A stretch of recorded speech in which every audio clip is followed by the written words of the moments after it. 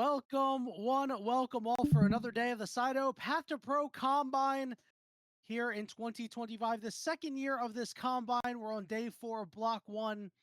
Remember, these are standard 3-game fearless blocks.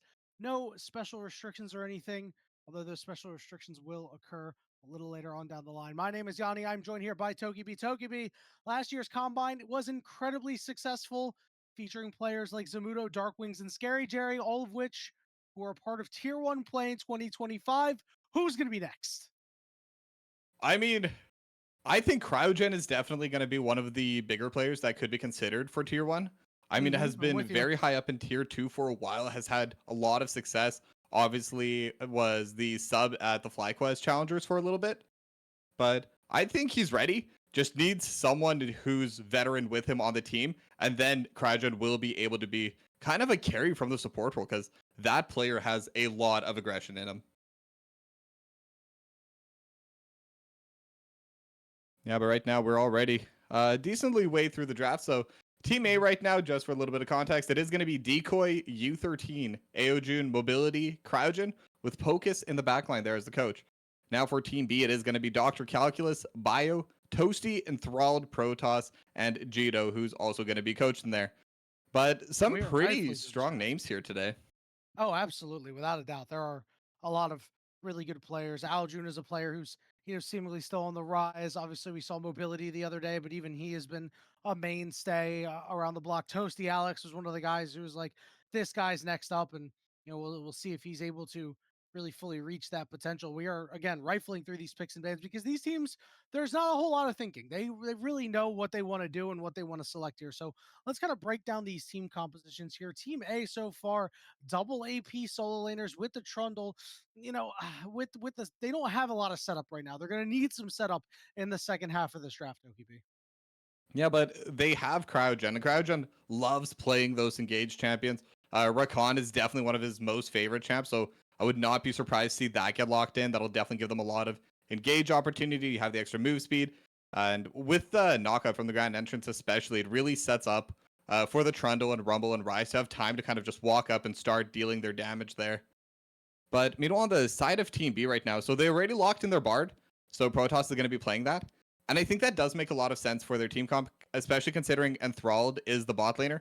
He's a very, very strong weak side AD carry. So when you have a Bard, someone that's able to roam, someone who's able to make plays across the map, you know that Enthralled's going to be able to just sit there, get his farm, and then once the team fights start in the mid to late game, that's where he's finally going to have his comeuppance. Couldn't agree more, my friend. He is definitely one of the players that you can allow him to sit alone down there and have a good time. We're seeing a couple of magic damage related hovers. Talia would pair quite well with the Xinjiao, but got to remember you're indexing very heavily into magic damage if that's what you want to do.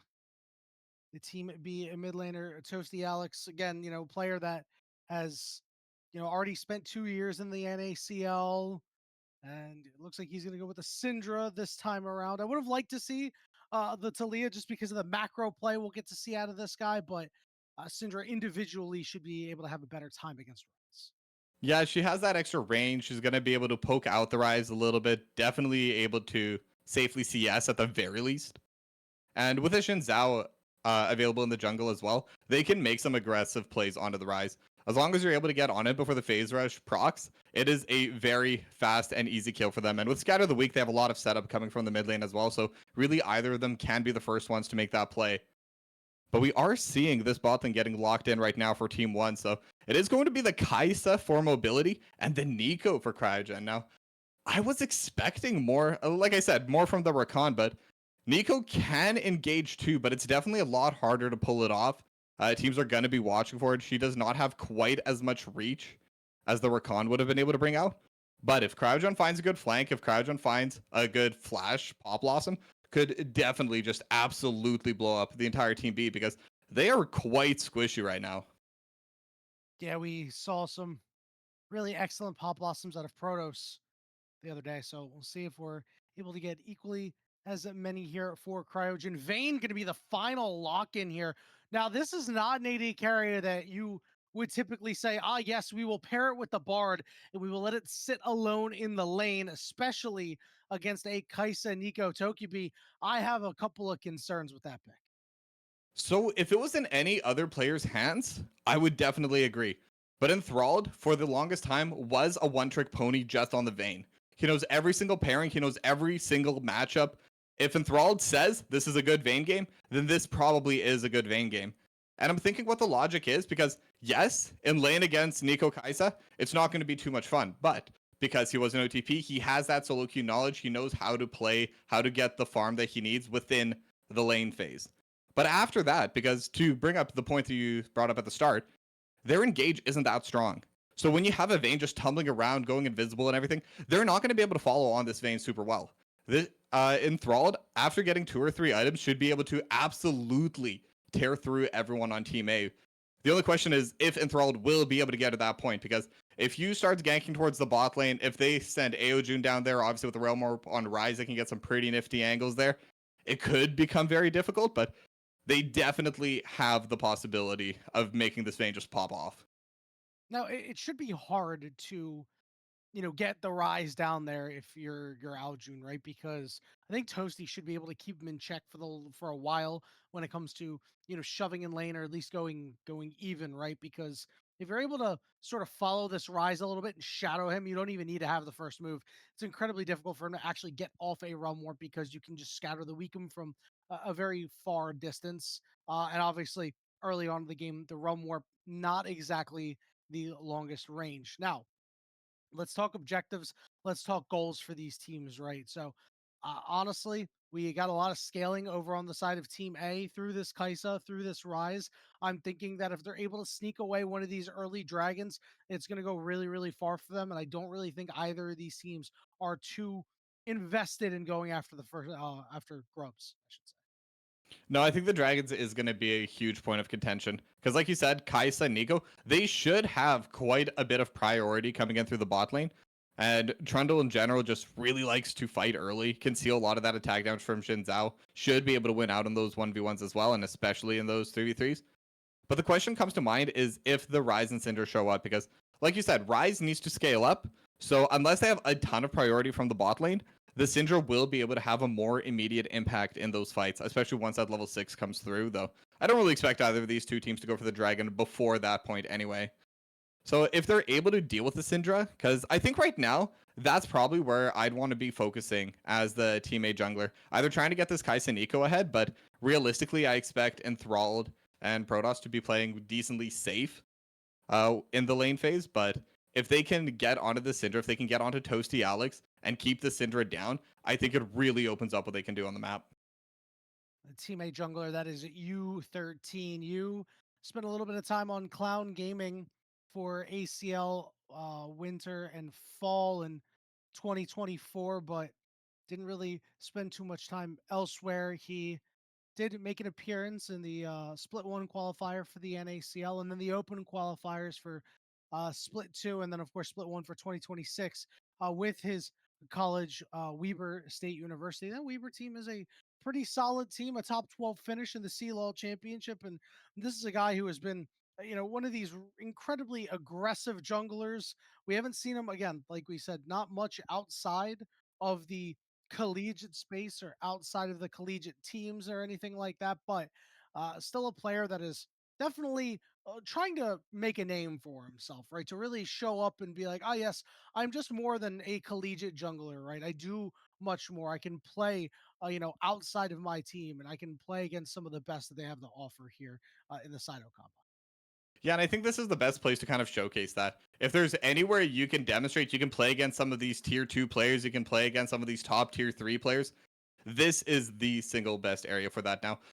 You, especially on carries like Trundle, will be able to have some kind of impact in the early game. That's what I'd want to see. I mean, that's what Trundle's really picked for, and especially because right now Team 2 doesn't really have any tanks. There's no subjugate to steal from. It will make it very difficult for you to play once we get into those later game stages, because he's just going to be torn apart like paper. So if he wants to make an impact, I want to see you just play super aggressive, super early, because I think he's very strong in the level 1. He's very strong pre-6. Crescent Guard isn't something he's super concerned with. So they just need to make as many plays as possible, get as many objectives, get the rest of the team ahead, because the rest of the roster will be able to scale up into the late game. And at that point, you can just kind of take not a full backseat, but more of that backseat for the rest of their plays. Yeah, and theoretically, what he can do is he can go pick up an early magic resistance item. Maybe just a Negatron cloak is good enough for a null magic mantle. And then every fight, as long as you chomp Xin Zhao, now all right, you've reduced his effectiveness when it comes to dealing physical damage. These solo laners, even the Bard, if he shows up, are all magic damage, right? So you're going to be able to soak quite a bit more. I do wonder if we're going to see any creative deviation there, or if he's just going to continue to just kind of build his way, right, and just try to plow forward. It might be a little difficult, but yeah, the lack of CC on both of these sides is really alarming, right? When one of your biggest tools on Team A is, well, Rumble Ultimate slows you. It's not exactly where you want to be, Tokubi. Obviously, you got the Rise route, you've got Nico or Tango Barbasur Ultimate, but compared to what Team B has, not as consistent, not as regular. Yeah, and I definitely favor Team B a lot for this because especially when you have the Kaisa on the team with not a lot of CC, it makes it very difficult to find those killer instinct angles, especially consistently in those fights. Sometimes you want to just jump onto the back line, delete one of the players. Mobility's not really going to be able to do that unless he's able to land a Void Seeker or CrowdJun's able to have a really strong engage. Those are kind of the main options there. But meanwhile, on Team 2, because we talked about this before we went live, but this is 3 of the Ducky Getters players. Now, as someone who watched their OQ run many a time, I've even rewatched the replays and everything because they're a team that's never really played stock standard. They pick what they want. They pick what they feel would be good specifically for these players for this specific game, so they can play with any composition. These are some of the most versatile players I've ever seen in competitive, just because they're not scared of any kind of picks. So because they're able to play in so many different styles and so many different ways with so many different champions, I would not be surprised if lack of CC, only CC, no damage. I think if anyone can make any kind of compositions work, it'd be the old Ducky Getter squad. So, and with with Dr. Calculus, Bio, and Enthralled all playing together here, like I wouldn't be surprised if they pull something out like that again. It's a pretty good observation. I think that you're right. Largely, we've seen a lot of creativity come out of those rosters, those players. We see a lot of them out of Bio specifically. I think is one of the ones who's like Yeah. has the most creative picks. But obviously, you really want to watch out for it. You're a big carry and Enthralled this game, and I'm really looking for a lot out of Enthralled. Right, he played in the LRN. With Asila and Stray this year, which was their tier 2 over there, top 4 in playoffs. But about a year ago or so, everybody was like, "Man, this guy is so good mechanically." We can't wait for his 2025, and I think that his 2025 may have been a little disappointing compared to what we thought he would get. And we think that this combine is going to be really, really good for him. We're expecting really big growth to come through here, and for him to hopefully show that there should keep him around for the next set, right? When they cut down to 10 players, and then around even further for that potential boot camp as we are getting ready to get into the game, Toki B. Team A versus Team B. Yeah, we don't have any fancy team names, but we're on to Summoner's Rift. Yeah, and that's the important thing here. So looks like it's going to be a pretty stock standard start. Just going to be the 5-point defense from both teams. Neither one really wants to do level 1 shenanigans. And looking at the two team comps, I don't really think there's really any benefit to going for level 1 shenanigans. I think they're just going to be able to watch out, maybe try and get some vision on the Raptors, and then just go back to their lanes, and that's where they'll really start playing the game. I got a bone to pick with you, Aljun. I got a bone to pick with you. This is why you should keep your name and not change it. Branding is important. We gotta we gotta teach these players about branding, Toki. I mean, A lot of these 100%. guys understand the assignment here, right? There's always one. There's always one. The good news is at least they all paid attention when it came to disabling streamer modes. So luckily we were at least able to get in the game off that. Camps are going to spawn. Junglers are going to start on the top side of the map. I am curious to see if we'll see an immediate maybe poke your head out for either sides toward this top side, because these junglers aren't exactly, oh yes, we need a full clear and hit level 6. They can go and show up at any time. Yeah, I think that specifically Trundle would prefer to have level 3 before going in. Oh, Protoss. I like that he saw the angle here. Now Enthralled is the one taking the full brunt. So it's just minor trades back and forth, but a lot of summoners. Yeah, but as the AD carry, you'll definitely be happier losing your barrier than you would be losing your flash. So mobility going to be missing a lot of that mobility from that summoner potential. And again, Bard does so much damage early. So if Protoss is able to find a good angle, able to find a good stun on a mobility as Uh-oh. Oh no. Well, that wasn't the angle he was exactly looking for. That's going to enforce Enthralled all the way back. yeah, really unfortunate. And typically you do want the AD carries to get the kills, but obviously in those situations, just whoever's able to get it, that's who gets it. But I think this specific game, because it is a Nico, having a Nico with a lot of gold, especially early on, is actually incredibly useful. Because Cryogen's going to be able to bully out Protoss and Enthralled even more in lane. Just the amount of poke that you can get from the Nico is incredibly powerful. And then even just looking at the wave state after that fight right now, mobility is going to get run down a little bit. Enthralled will be able to push the wave in, but there's still so much CS that Enthralled was kind of forced to miss out, wasn't able to get the last hit. And with that, they're just kind of in a really strong position. If they find Protoss again, there's no flash on this Bard. They have the level advantage. They could definitely look to one-shot him again. Yeah, Cryogen came back with the boots as opposed to any extra magic damage. But, you know, when you take a look at the lane setup, I have to be honest, I really favor the bot lane of Enthralled and Protoss because, you know, Kai'Sa, not really a strong laner unless she's paired up with her Nautilus or anything like that. And Nico can do a little bit to bring it back a little bit, but it just feels like Bard's able to match that. So, you know, once Cryogen's able to get a little bit more magic damage, it should turn the tides just a little bit. Both junglers on opposite sides of the map now, getting their respective crabs, and you over on this bottom side, maybe looking for a potential dive, but I don't think it's there. Yeah, I think they're just too healthy right now in Enthralled and Protoss. They could maybe look to pressure them off the wave, but I think at this point, you would definitely prefer to just reset, get that first back. They got a long sword and ruby crystal, so they definitely want those items, but could be looking for a play. Crouch on the mid lane. Yep, I love that snare. Let's see if you have the rest of the damage. No mana on Aljun, but the tanking is there, and he's able to finish him off with the auto attacks. Great roam by Cryogen. Yeah, and I think this is why, specifically for Cryogen, getting boots isn't that bad early. This is a very, very aggressive It's support. very good. This is a support that loves making plays. Not going to be able to get as much poke in lane, but again, there's not too much pressure coming from the Vayne and Bard anyway, as we are seeing lane swaps start to come out a little bit on the earlier side, but both teams are going to be matching that. So with Protoss now roaming towards the mid lane, maybe trying to get the kill back because Eojin did burn flash. Yep, here we go. Let's see if they're actually able to make the play. Good scout of the week, but they're starting to run out of damage. Now, Toasty has hit level 5. They don't really have enough there to actually kill the Rise. Interesting to note is that teleport was burned by Dr. Calculus to get to this bottom lane. Didn't want him to have any free time in that decoy. As we see an engage happening here in the jungle. Proto's going to get followed up on by you, and he's going to go down, but it's a 1-for-1 for right now. Magical Journey means that Bio can stick on you and force the flash away. Yeah, it is going to be the 1-for-1, but Protoss already has a death, is the support. You're much, much happier taking down Aojun there in the mid lane, but Enthralled could be getting dope. Well, he's going to take a lot of damage, that's for sure, but he's going to get Cryogen on the backside. Will Mobility be able to finish him off, but he did step away. Didn't want to take any of those heated up turret shots. Yeah, I think the Cathian Rain has already come through for Mobility. There weren't that many plasma stacks, so if Mobility wanted to go for it, would definitely have to take a lot of tower shots before that kill would come through. So it is just going to be the free kill, kind of going over to Enthralled, who also has the cull right now, by the way. Both AD carries going with that, but Bio. Big chomp.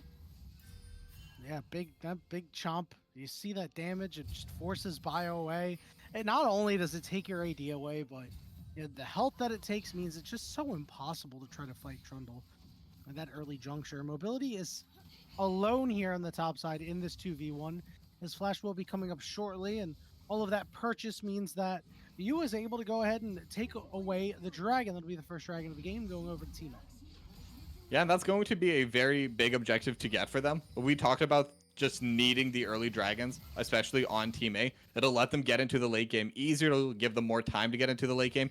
And then once Rise, once Kai'Sa, Rumble, etc., once they're all online, then they can really just start picking really whatever Tifa they want, because again, the entirety of Team B is just full of squishies. So if you have this Rise just hitting over top of everything, everyone will die very fast. Mobility is going to be able to go in with a killer instinct. Lots of burst available on a Kaisa in general. So would not be too surprised to see that being the strategy for them. But right now, gold is pretty even for both these two teams as Decoy just trying to put down the red carpet, just clear out of the wave, and probably look for a reset because now with the dragon gone, next objective is going to be the grubs. Both the bot laners are already in the top side, so not going to be too much more lane swap shenanigans going on now. But they could look to maybe have Dr. Calculus start setting up to go for a top lane play, though right now Decoy has the teleport available. So if they want to go for it on the side of Team B, they'd probably want to move Dr. Calculus in a little bit earlier, maybe try and get the priority in the bot lane before the grubs do spawn. Yeah, I'm a little surprised that he's just running to the bottom side here. Now, I think this has to do with a deprioritization on the grubs here from Team B, but also you really do want to keep this Aurora on this Rumble for as long as possible. You can see that we've got about a 10 CS advantage. It's a traditional counter matchup. So anything that you can do to try to keep Decoy down is going to be very positive for Team B. Team A has purchase in the river right now, as Trundle has started up the grubs, but Bio, Protoss, and Enthralled might have something to say about it. Clone going to be used for scouting purposes here as a pink ward's going to get taken out. And now the walls are going to start to close in. Cryogen with a good root onto two members, but can't actually do anything more with it as Protoss and Enthralled look to push forward. You has already taken one grub. We say Aojun moving over. Toasty Alex trying to get with the rest of the team as Enthralled has used his ultimate, taking mobility to about half HP. Good scout of the week. His mobility uses ultimate to the back line, but gets bursted out. Teleport coming through on the backside. It's Decoy who wants to join the party. Here comes a magical journey. Gets two members out. Bio is stuck though. He'll be able to land a knockup, but won't be able to survive. And when the dust settles, it's a 1-for-1 Tokibi. Yeah, the 1-for-1, if Team A are able to go back into the grubs, which it does look like they are, it's okay for them. But the entire time, Dr. Calculus wasn't there. So that fight was a 4v5, and Dr. Calculus is just grabbing place right now. There's going to be a lot of CS that's going to be missed by Team A, whether it's Decoy or Mobility, who's going to be going down to the bot lane to collect that wave now. So overall, it's still a very, very close trade. Now, when you have a Trundle, though, losing grubs is getting grubs is very important for you because you're going to be able to push these turrets down in the mid to late game so fast. This Trundle just absolutely tears through structures like they're nothing. And considering the rest of the squad isn't really that good at taking down turrets, having a Trundle with that extra little bit of grub power is going to make a huge difference if they do start going for base races and just fighting for priority. Yeah, you know, obviously Rumble is going to be in a side lane most of the time, so is Rise, so any auto attacks that they're able to put down will help a lot. Speaking of putting things down, he put down the red carpet right on top of Enthralled to take him out. Protoss trying to get to the wall for the magical journey, but the pillar of filth is filthy. It's a double kill for Decoy. Yeah, Decoy 201 now, you 201 as well. And this is what I wanted to see from you because, again, as the game goes later and later, because there's really no strong subjugate target for you, he's going to fall off a little bit as another fight might be breaking through, but looks like they're just going to walk the opposite ways. But Yu is going to be in a state where he will become decently squishy. He's going to be able to be bursted down, especially by Enthralled later on. So getting his team ahead early, and especially getting someone like Decoy ahead early, who, I mean, Equalizer has always been very well known as one of the strongest teamfight abilities in the game. So having that red carpet deal even more damage, have that be an even bigger part of worry for Team B, is just going to be really scary for them. So I really like what Yu's done so far. You know, I like that Decoy had a good equalizer there, mostly because I've seen a lot of Rumbles lately. I haven't seen a whole lot of good equalizers. So it's a breath of fresh air. Now, let's see if he's going to be able to do it in a fight later. Now, the good news is, with them already being up in gold, these fights may be overwhelmingly positive if the game continues to trend this way. Team B really going to need to do something soon to try and, you know, get some of their... Yeah, but speaking of which, because right now they're really not up that much in gold. They're definitely winning out in the fights. They're able to get a lot of these objectives. But look at the CS differences right now. Dr. Calculus is up around 20 over Decoy. Slight gap in the mid lane. Granted, mobility is doing pretty well in the bot lane, but there's also a kill going towards Enthralled. So even with that little bit of a difference of CS, or of kills, it's not adding up to quite as big a lead as you'd expect. Now, it is still 1,000 gold. It is definitely still a meaningful lead, at least at this stage in the game. So they will be a little bit stronger in these fights as they look towards the bot lane again, but doesn't seem like they're able to find the angle. Magical Journey just going to let Protoss get away.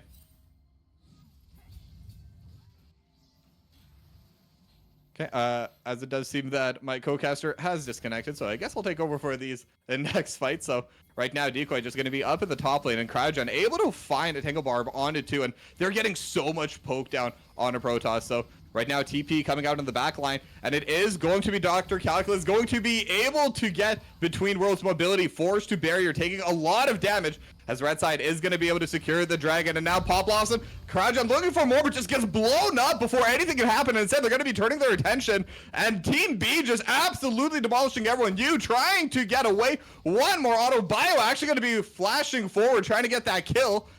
And all of a sudden, Team B are going to have a massive, massive lead here. Decoy going to be trying to get something back on the top side, but we talked about Decoy TP'd up for the grubs. That also means that Decoy is not going to have it for the dragon fight. And Decoy will be able to get a lot of gold here. So again, the gold is more or less even right now, but they had a 1,000 gold lead on Team A. They had a lot more in their war chest going in. Now the gold is even. They no longer have the objective lead, but Toasty Alex could be looking into a bad spot here as the Tangle Barbs just barely don't land from Cryogen. Now Decoy and Dr. Calculus looking at each other. Decoy looking for a decent amount of poke, just a very solid trade there, but right now we are still in between plays. So 600 gold up for Team B as Enthralled getting slowed, but will be able to dodge away from that Rune Prison and really any of that follow-up damage. As Yanni, are you back? I will take that as a no. Okay, but Mobility still going to be pushing out in this mid lane a little bit, and we haven't really talked about this too much, but right now Mobility has a massive CS advantage over Enthralled. Now, we knew Enthralled was going to be weak-sided. We knew Enthralled was not going to be given too much gold, too much priority across the map. So this was slightly expected, but I don't think it was expected to be this big of a difference. And especially with the Cull, we're even seeing the charges right now, only 8 left for Mobility, still almost 30 left for Enthralled. So there's going to be a pretty strong timer where Mobility is going to be much, much richer than Enthralled. And with the full completed item.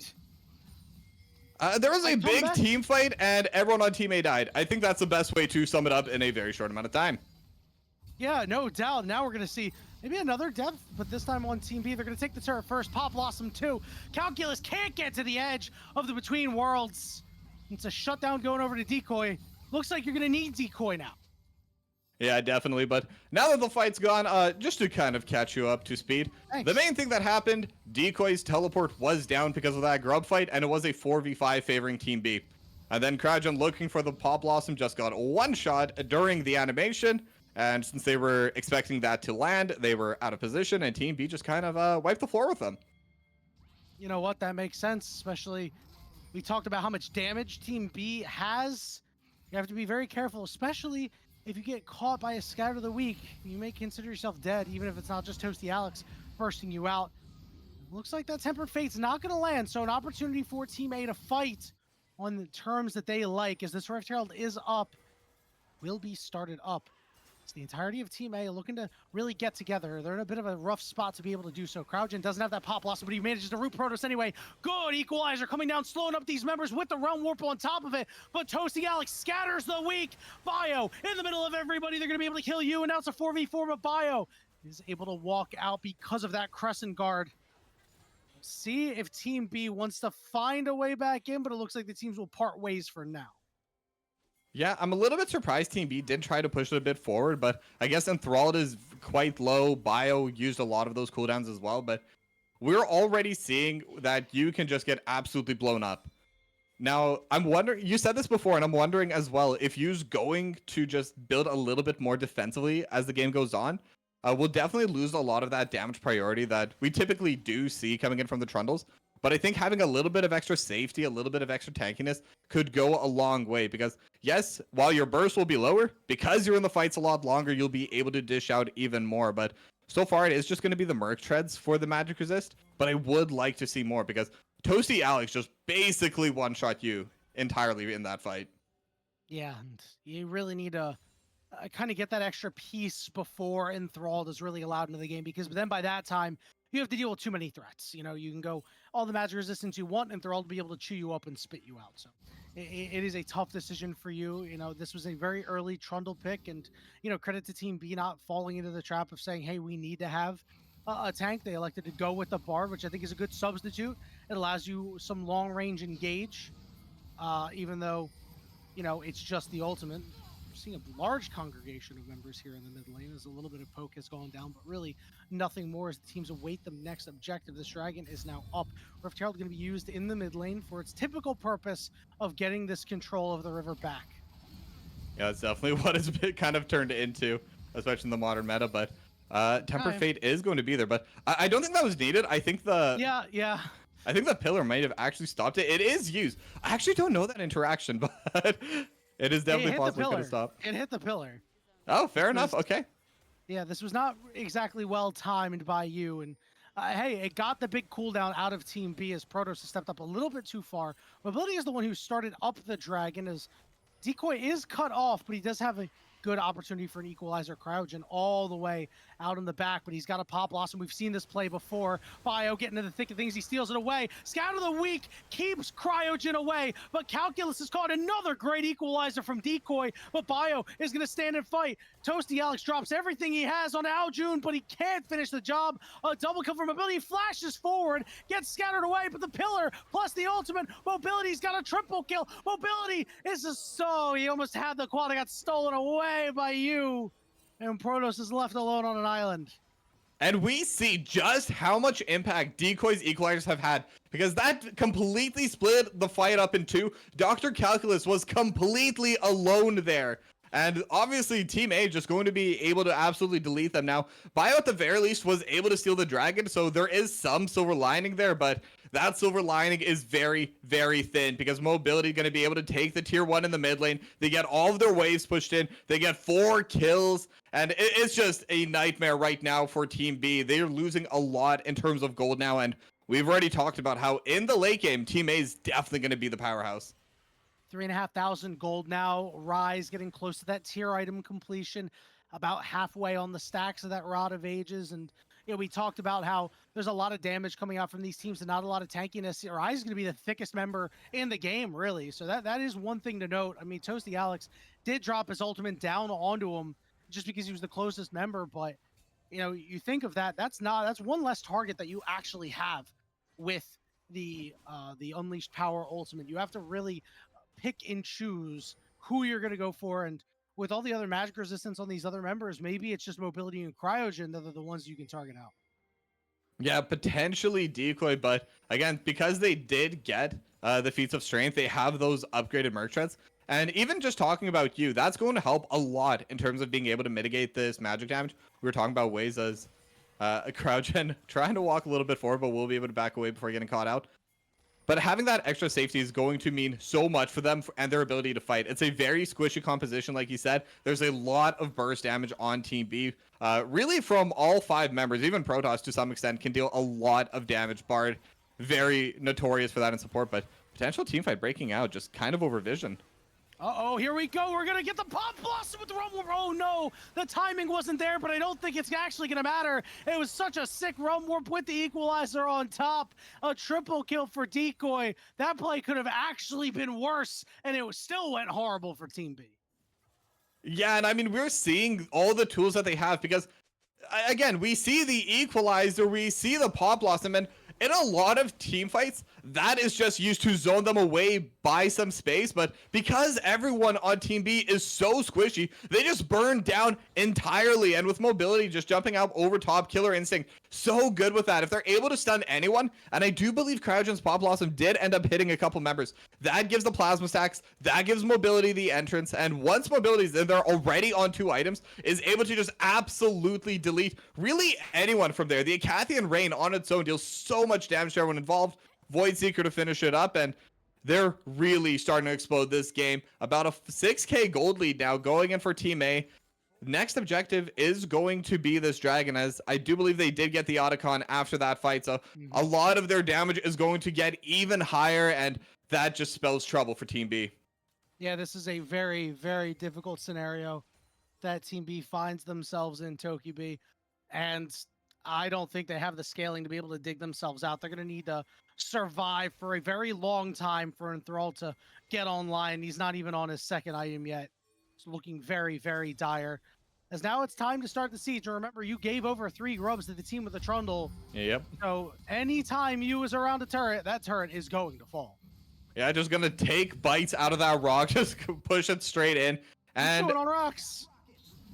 I mean, you know, you need minerals. That's how the Trundle probably thinks. Got to get whatever nutrients you can find. Rocks and minerals definitely going to have a lot of those vitamins. But there's still no one defending them. So I actually think Aojun and you can just continue pushing this in. And look how fast that turret goes down. And tier 1 is nice and all, but tier 2 has money. Big root. Calculus has to go between worlds to get away. It was a very nice job there by Cryogen to just burn one of those resources. As you mentioned, another turret going down here. And what are you getting on the other side? You're getting top tier 1. That ain't worth it, Chief. And the really sad part about it is, because of the way the tempo is, they will have to destroy the turret in the top lane, and now the objective bounties are up.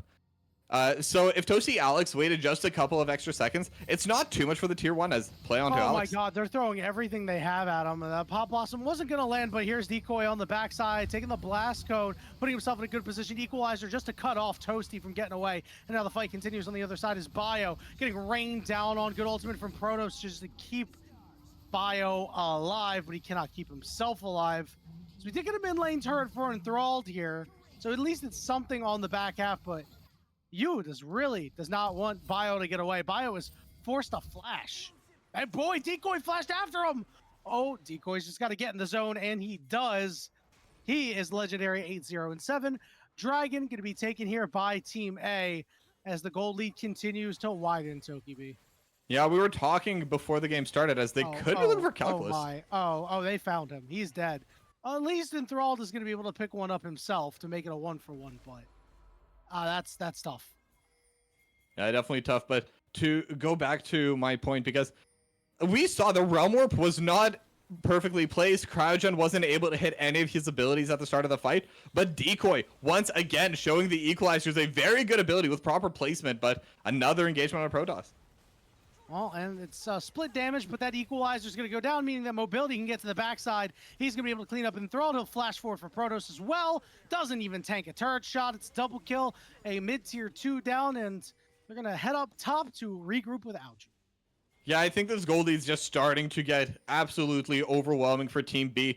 Enthralled managed to get something back as actually a Titanic Hydra coming in for Enthralled. Very curious about that, but we'll get back to that later. But right now, they're just not able to do anything. They get burst down way too fast, even Enthralled, who, as I said, and if this was an even game, I think this Vayne could definitely pop off because everyone is so short range on Team A. They don't have too much hard lockdown, but it is not an even game. Team B is very behind, Enthralled especially behind of the counterpart just because he was weak-sided so hard in the early game, in the lane phase. And so they're just not able to approach these fights. They're not able to decide who they're going to be going for in these picks. They're not able to decide focus. All they can do is hope that Team A overextends. And that was the one kill that Enthralled was able to get back when Cryogen went just a little bit too far looking for that play. But even with all of those, Team A is still trading up consistently. And Cryogen didn't have a shutdown if they got any other player, but team fight. All right, well, Protoss went over the wall, and he's just dead, right? He's going to come out of stasis and just instantly die. Decoy is going to steal that one over. There's the Realm Warp, and Enthralled's got to tumble to the backside. There's Cryogen as well with the Pop Blossom on 2 key members, and that's the last fight of the game. Team A wipes away Team B. They don't have a wave. Come on, don't pick up the wave. Come on. All right. Well, I thought... listen, I thought that maybe there was a chance you just go top lane since you got a pushing wave, but all right, this is fine. We got one more fight in us. Yeah, I mean, when in doubt, do the safer option. Being able to get Baron off the map entirely is definitely the safer option, but I think too they would have had time to end because Protoss would be the only one coming up. There's no Tempered Fate, so there's no way to kind of buy more time. But yeah, maybe they're just trying to pad their stats, because we do keep track of the stats here at Sido Path2Pro. The stats don't matter. Everybody knows the stats don't matter. Sido Combine, the stats don't matter, right? Nobody cares about that except for us here on broadcast, just because we love funny numbers, right? Obviously, that's not the objective of the combine. You know, the objective of the combine being they want to see how well these players can, work together and be coachable. And, we want them to display certain things that aren't just like, hi, I'm a good mechanical player and I'm able to hand stiff everyone, like we've really seen in this game. Yeah. But I mean, one big thing that I have noticed, especially from Decoy, that's kind of the player I've been talking about this entire time, but those equalizers have had such good placement. It's so difficult not to bring that up because it's one thing to be mechanically sound, but that also shows a lot of awareness of where everyone is in those team fights. It shows a lot of awareness of where the equalizer would have the most impact. And it's less a mechanical thing and more just a very good brain on Decoy. Decoy knows exactly how the Team B wants to play out these fights and knows exactly where the equalizer would prevent them from doing so. So that's like a very huge shout out that I have to give right now because I think the way Decoy's been playing, especially with these equalizers, has just been nothing short of perfect. Couldn't agree more. He's certainly not the Decoy this game. He's one of the big carries. He's got 3 items for himself. Hey, good damage that's coming down here onto Cryogen. It's going to force out a redemption to keep him alive for right now as Tempered Fate not landing. Protoss has not had the best board game with these Tempered Fates. But for right now, because of that chunk, that does force Team A away for the moment. Yeah, Protoss definitely would have wanted to do a little bit better this game. 0-8-4 on the Bard. Did get that early kill, but yeah, I mean, that's really it. After that, it's all been downhill from there.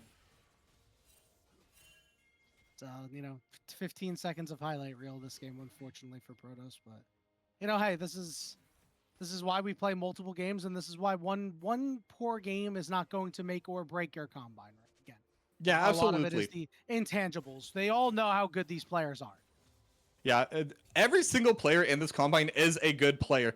I kind of talked about this in my previous cast here, but I think the main point here is to give these players an opportunity to play against each other in an organized format. Kind of let each other know who's out there, because a lot of the time these players just kind of play with the exact same group of people and they kind of adapt to each other's styles, but they're used to playing in one very specific way. So this is going to change how much they know. It's going to change their styles. Maybe they'll get an idea for something they haven't thought of themselves. They'll let them adapt, etc., etc. And at the same time, this is also just showing who stylistically fits with each other. Because a lot of this combine is also going to be not just to improve these players, but also kind of to showcase which of these players would fit in a certain role. Because maybe you have a very strong carry top laner, but teamfight potentially brewing. And yeah, they found him. Yep, they're gonna go find Bio. Bio is very dead. All right, he's gonna flash over the wall. That's a big escape tool down, especially when Cryogen's flash is gonna be up shortly. He's going to want to use it on the Pop Blossom. But yeah, I fully agree with you. Hold on, Enthralled goes all in on mobility here. And Enthralled is going to get the 1v1 win. But the problem is the backside's not going to be so fun for him as Aljun is going to try to chase him down. Yu's going to flash after him, but Enthralled is still alive somehow. The rest of the team sells out to keep him alive, but isn't going to be able to live themselves. Knockups don't matter. There's too much damage on the side of Team A. Enthralled and Protoss, the last ones alive in a 4v2. Yeah, it's going to be that 3-for-1 very strong fight from Team A, but that kind of shows the whisper of the Enthralled that I've been talking about, because this is what the Vayne could have done if the rest of the team was kind of able to follow up, if they weren't so far behind. And the Flame Spitter from Decoy just fully zoning Enthralled out, because Vayne is also pretty short range, but right now instead they're going to be looking to end the game here. Yep, this one is over. Nexus exposed. Enthralled feels like the last Spartan on reach in that one. He was only a matter of time. He could only hold out for so long. Team A is going to take the first victory here in the first game of the first 3-block scrim. Yep, and just again as a reminder, if anyone is new here or isn't fully aware, it is going to be 3 games no matter what. This is not a best of 3. This is a 3-block, so we will see these teams play together again. And I mean, I gotta say, that game 1, it started off decently close, but then Protoss had a couple of errors, so Team A was able to kind of find their way in through that. But they did have one just absolutely massive team fight over the Dragon Pit. Unfortunately, that was when you disconnected, but Decoy just wasn't able to be there with that teleport, so they were able to blow them up. But unfortunately, that was kind of their big highlight reel because after that, it was just Team A, Team A, Team A. They were the ones that had the full lead for basically the rest of the game. And I mean, Decoy's probably my MVP for game one. I don't know if we do MVPs, but that would be I'm my down. personal He's favorite there. definitely But my MVP for game one. I'm with you on that. yeah, and then you, again, this is the main thing that I talked about at the start. You had to have an impact early because if this Trundle fell behind, this Trundle was never getting back in the game. But you didn't fall behind, got ahead, got Decoy ahead. If you remember, that those first plays were in that top side. Decoy got 2-0-1, you became 2-0-1, and the game just really opened up from there. After that point, if Decoy was in the fight, Team B could not approach. But they had to approach, so that the game just kind of exploded from there, and there was really no way back in for them. Yeah, it was gonna be necessary for Team A to make a couple of mistakes and Team B to play damn near perfect. And when you're that far behind, it's just hard for both of those things to occur at the same time. Toki B, we're gonna go ahead and take a short break, and when we return, we'll get into the game two draft between these two teams. We'll see you on the other side.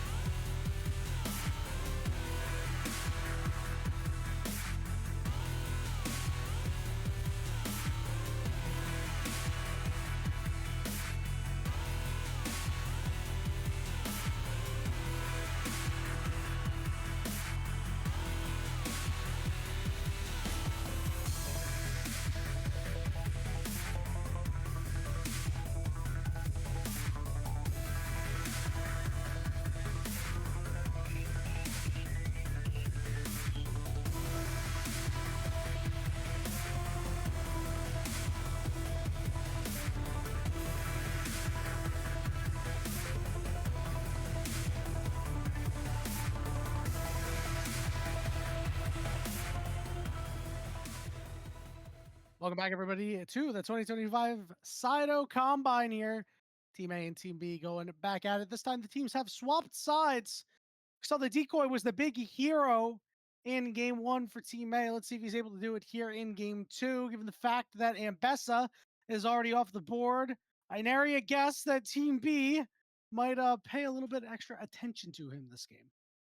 Yeah, I definitely wouldn't be surprised. Now, I'm trying to think about which champion would be able to exude the same amount of teamfight pressure from the top lane as the Rumble, because again, a big part of that game was just those equalizers, and since it's fearless, it's definitely not going to be an option. So, but that's assuming they want to win. But let's not forget, this is a combine, so Decoy's already shown he can play the Rumble. Maybe this time around, Decoy's going to pick out a tank, maybe try to show that he can play different styles. So there's going to be a lot of different variation, a lot of different options in these games, and I think that's my favorite part about combines, because you only ever see uh whatever is the most meta pick when you're talking about competitive, whatever is the Yeah, best single pick in that specific game. But in combines where you're allowed to have more creativity, where you're just kind of trying to show all your different styles of play, that's where we really start seeing the spicy picks. yeah, and sometimes players just individually are like, when they're playing in any of these leagues like ACL or anything like that, it's like, well, I must individually play my best champion because it gives me the best opportunity to take over the game, as opposed to, I'm making team oriented picks. Like even then, that still happens at that level. So a combine like this, being able to see a Maokai and yeah, it's like, oh well, you're playing Maokai. It's not that big of a deal. It's like, well, there's so much that you can glean from the mind of a player, and how well a player is playing and how much they know about the game through their pathing, through their decision making, and it's how a pick like Maokai becomes suddenly very interesting. Yeah, and especially again because this is a combine, it they could be using it as a flex. Maybe Protoss wants to put that into the support role. Most likely it is still going to be Bio playing into the jungle, but there are always going to be those options. Now, Decoy is going to be on that side, though. I have seen a couple players, granted it's very rare, especially once you start getting up to that challenger tier, play the Scion mid. Now, it Hmm. needs a very specific matchup for it to work. It's very good against some control mages that just aren't really able to damage the Scion enough. And then just brute force the fact that you're able to stack a ton of HP early on. You're not able to get pushed out of lane and just roam from the mid lane. It's so much easier. But it is going to be Nefiri going into the jungle for Team A as the Yone gets locked in. And I've seen a lot of Aojun's Yone. Now, I haven't seen too much of Toasty's, I'll be honest, at least in the recent while, but I know that Toasty will be able to bring that out with quite a lot of power. Yeah, and I must admit, I'm a little surprised we went for a first pick Maokai. If if Yone was going to be the second pick, typically you'd pair it up with a Sejuani or something. We're going to see a Corki come through here. So, hey, who knows? This could be a Yone top lane. You don't really see it up there too much, but certainly a possibility. And right now, the hover is Annie. I really love Annie as a mid lane pick with an Fury because this champion can really set up for your hard carry jungle to win the game. Yeah, definitely. And Nefiri able to deal a ton of damage, able to, well, not engage, but able to join the fights from a pretty long distance as well. So if Annie manages to throw Tibbers on early onto Toasty, just it makes the follow up so easy for you. But interestingly enough, they are just kind of picking an LCS order right now on Team A, just top jungle mid. So maybe we'll be able to see Mobility's 80 carry coming in after. But with the bans coming through, it looks like they're going to be removing the Cho'Gath. So looking to remove some of those strong tanks from the top lane, because when you have a Yone, when you have a Corki, you definitely will have more than enough damage as a team. And Maokai does deal a decent amount for a tank, especially in the early game. So would not be surprised to see some kind of follow-up engage as in the top lane for Dr. Calculus. And not only that, we often see Maokai go these two magic damage dealing items Yeah. all at the start, right? And I'm always a little surprised by that. I always prefer having a bit of a thicker Maokai, but any opportunity you're going to have to get in some damage, get some chunks, get that burnout is pretty valuable. Poppy going to be the final ban here, and I really like this ban. Anything that can stop your Fury, you want to obviously get off the table. This does open up some more dashes later on in your draft. So What does Team B need to put together for this draft to kind of make their team complete, Tokibi? So I was thinking for Team B right now, they do have ways of engagement, but they're very slow. And I do think they have more than enough damage, so I'd like to see some kind of snap engage coming out from the support role.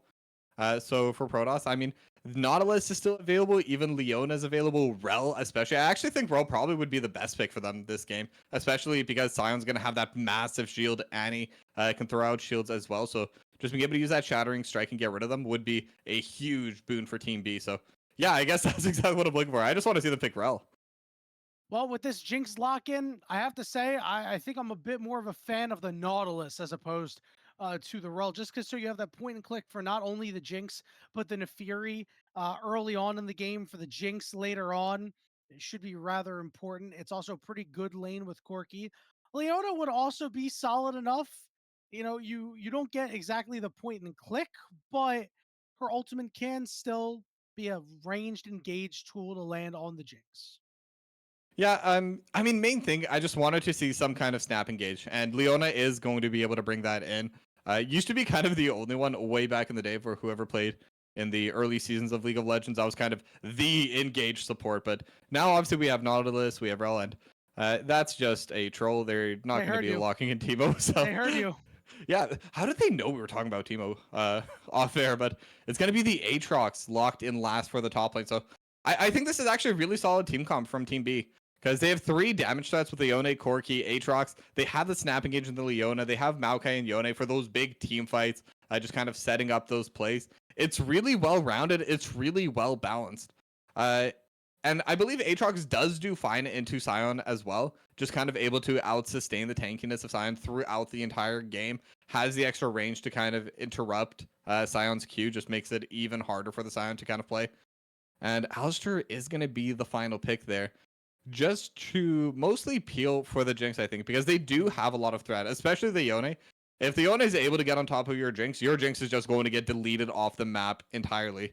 So having someone like the Alistair, it's going to help a lot for Team A in keeping their hyper carry alive. Yeah, this is a high value pick for Cryogen, who, had a pretty solid first game on that Nico. This time around, going to be doing whatever you can to make sure that Aatrox, Leona, and Yone are all not able to really get going in the fight, especially in Aatrox. He gets that world ender going and starts landing multiple Qs in a team fight. You have to do whatever you can to try to time that out. It does mean that there's going to be a little bit of overload in some of these fights, and he's really going to have to pick and choose what times are going to be very valuable to headbutt people out. So for Team B, if I'm Team B, I am looking for these grubs. I am setting a large priority on them. You have a Corky, which means you should have advantage in the early game when it comes to these objectives because of the sheer power that he brings. I think that you're more than happy to drop the first dragon if it means getting those first three grubs. What do you think? I think it definitely would be worth it for them. And again, kind of like how we talked about the Trundle in the previous game, if you let a Jinx and Sion have grubs, they are Uh, going to be able to destroy your lane. So those are two very scary picks if you let them just push in for free. And I think they definitely have a very strong team composition over on Team B to just fight for those grubs. I mean, the Aatrox is going to be very strong early. They will have the level 6 by then. Obviously, the World Ender is going to be there. And Sion doesn't get super tanky till a little bit later in the game. He's still going to be strong. He's still going to be a threat. Definitely not someone they can fully ignore, but should not be able to bring the same kind of impact that we would expect from an Aatrox. Now, the bot lane's obviously going to be moved up there in time for the grubs. That's kind of what we've been seeing in every single game so far. And Alistair Jinx is going to be a bit scary, but again, it is still a Jinx. Jinx needs time to get some items, needs time to come online. So I really do want to see Team B just put everything into the grubs. I think it's okay to give a couple early dragons. Even the first two, honestly, I think they're not too concerned about it. It yeah. is a little bit scary when you're into a Jinx, but I think the grubs are going to be a much higher priority. Yeah, as long as you're able to break the dragon stacking that you're going to give up, you should be okay, right? If you can Yeah. snag away that third dragon, then it's like, all right, well, you spent your time getting the first two. We just need to end the game before we get to soul, right? Which with the grubs and whatever the strength that you have in your solo laners, you should be able to actually achieve that goal. The one big question is out of this mid jungle duo, the both of these mid jungle duos, I should say, U13 and Aljun, I love this Nefiri, this Annie setup. They're going to need to be buddied up around constantly because that's where I think Team A has their big advantage in the early game, Toki B. It's through this two-man unit, the Annie setting up the Nefiri to be able to close out on some of these kills because Annie brings a little bit of her damage herself, but Nefiri should be the one to finish them off. And I mean, some of these targets are going to be primo, right? The Corki, not exactly tanky. Yone, not tanky in the game.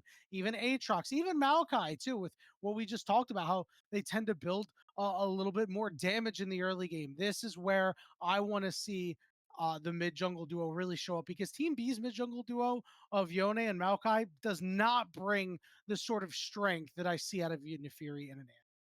Yeah, definitely. But I think at the same time, because like you said, Maokai's kind of go that more AP route, especially in the early game. Maokai doesn't need to fight for any of this. Yone is a very slippery champion. Will be able to just kind of snap back whenever Tosi believes that there might be an Nefiri in the area. Just kind of tries to play a little bit safer behind that. So unless Aojun's able to flash forward and get that guaranteed stun before Yone is able to get that E off or even get that Fate sealed off to just get away, then Nefiri can come in and get the kill. But other than that, I think there is a lot of safety for both Yone and the Maokai in this game. They can definitely get priority, and I think that's where the danger is going to be coming through. Because what I would definitely like to see at the very minimum coming out from Team A, they should have full priority in the mid lane, and I want them to fight for the vision for that. Because kind of going for both these two teams, I think they can even handshake the Grubs because I don't think that Team A cares too much about having it. Obviously, it's going to be very useful for them, but Sion and Jinx are going to be able to take down turrets no matter what. And I think they're happier to take the dragon. And it's one of those situations where both teams should be happier with their respective objectives. Now, it is a combine. We know teams just like to fight for the fun of it sometimes. We know teams just like to go wherever they think they can showcase their skills the most. But I do think that we could be seeing a little bit of a slower early game this time around. Yeah, that's what I'm thinking. But again, we when you have a ganking jungler like a Maokai, that does mean that we could see some acceleration. You've got the Corki on that side as well. That's where your acceleration is going to come out. We didn't even mention the Leona and the value that Leona is going to bring throughout the game, but in the early game specifically to help accentuate that power and really support that Corki. No pun intended, because she is the support.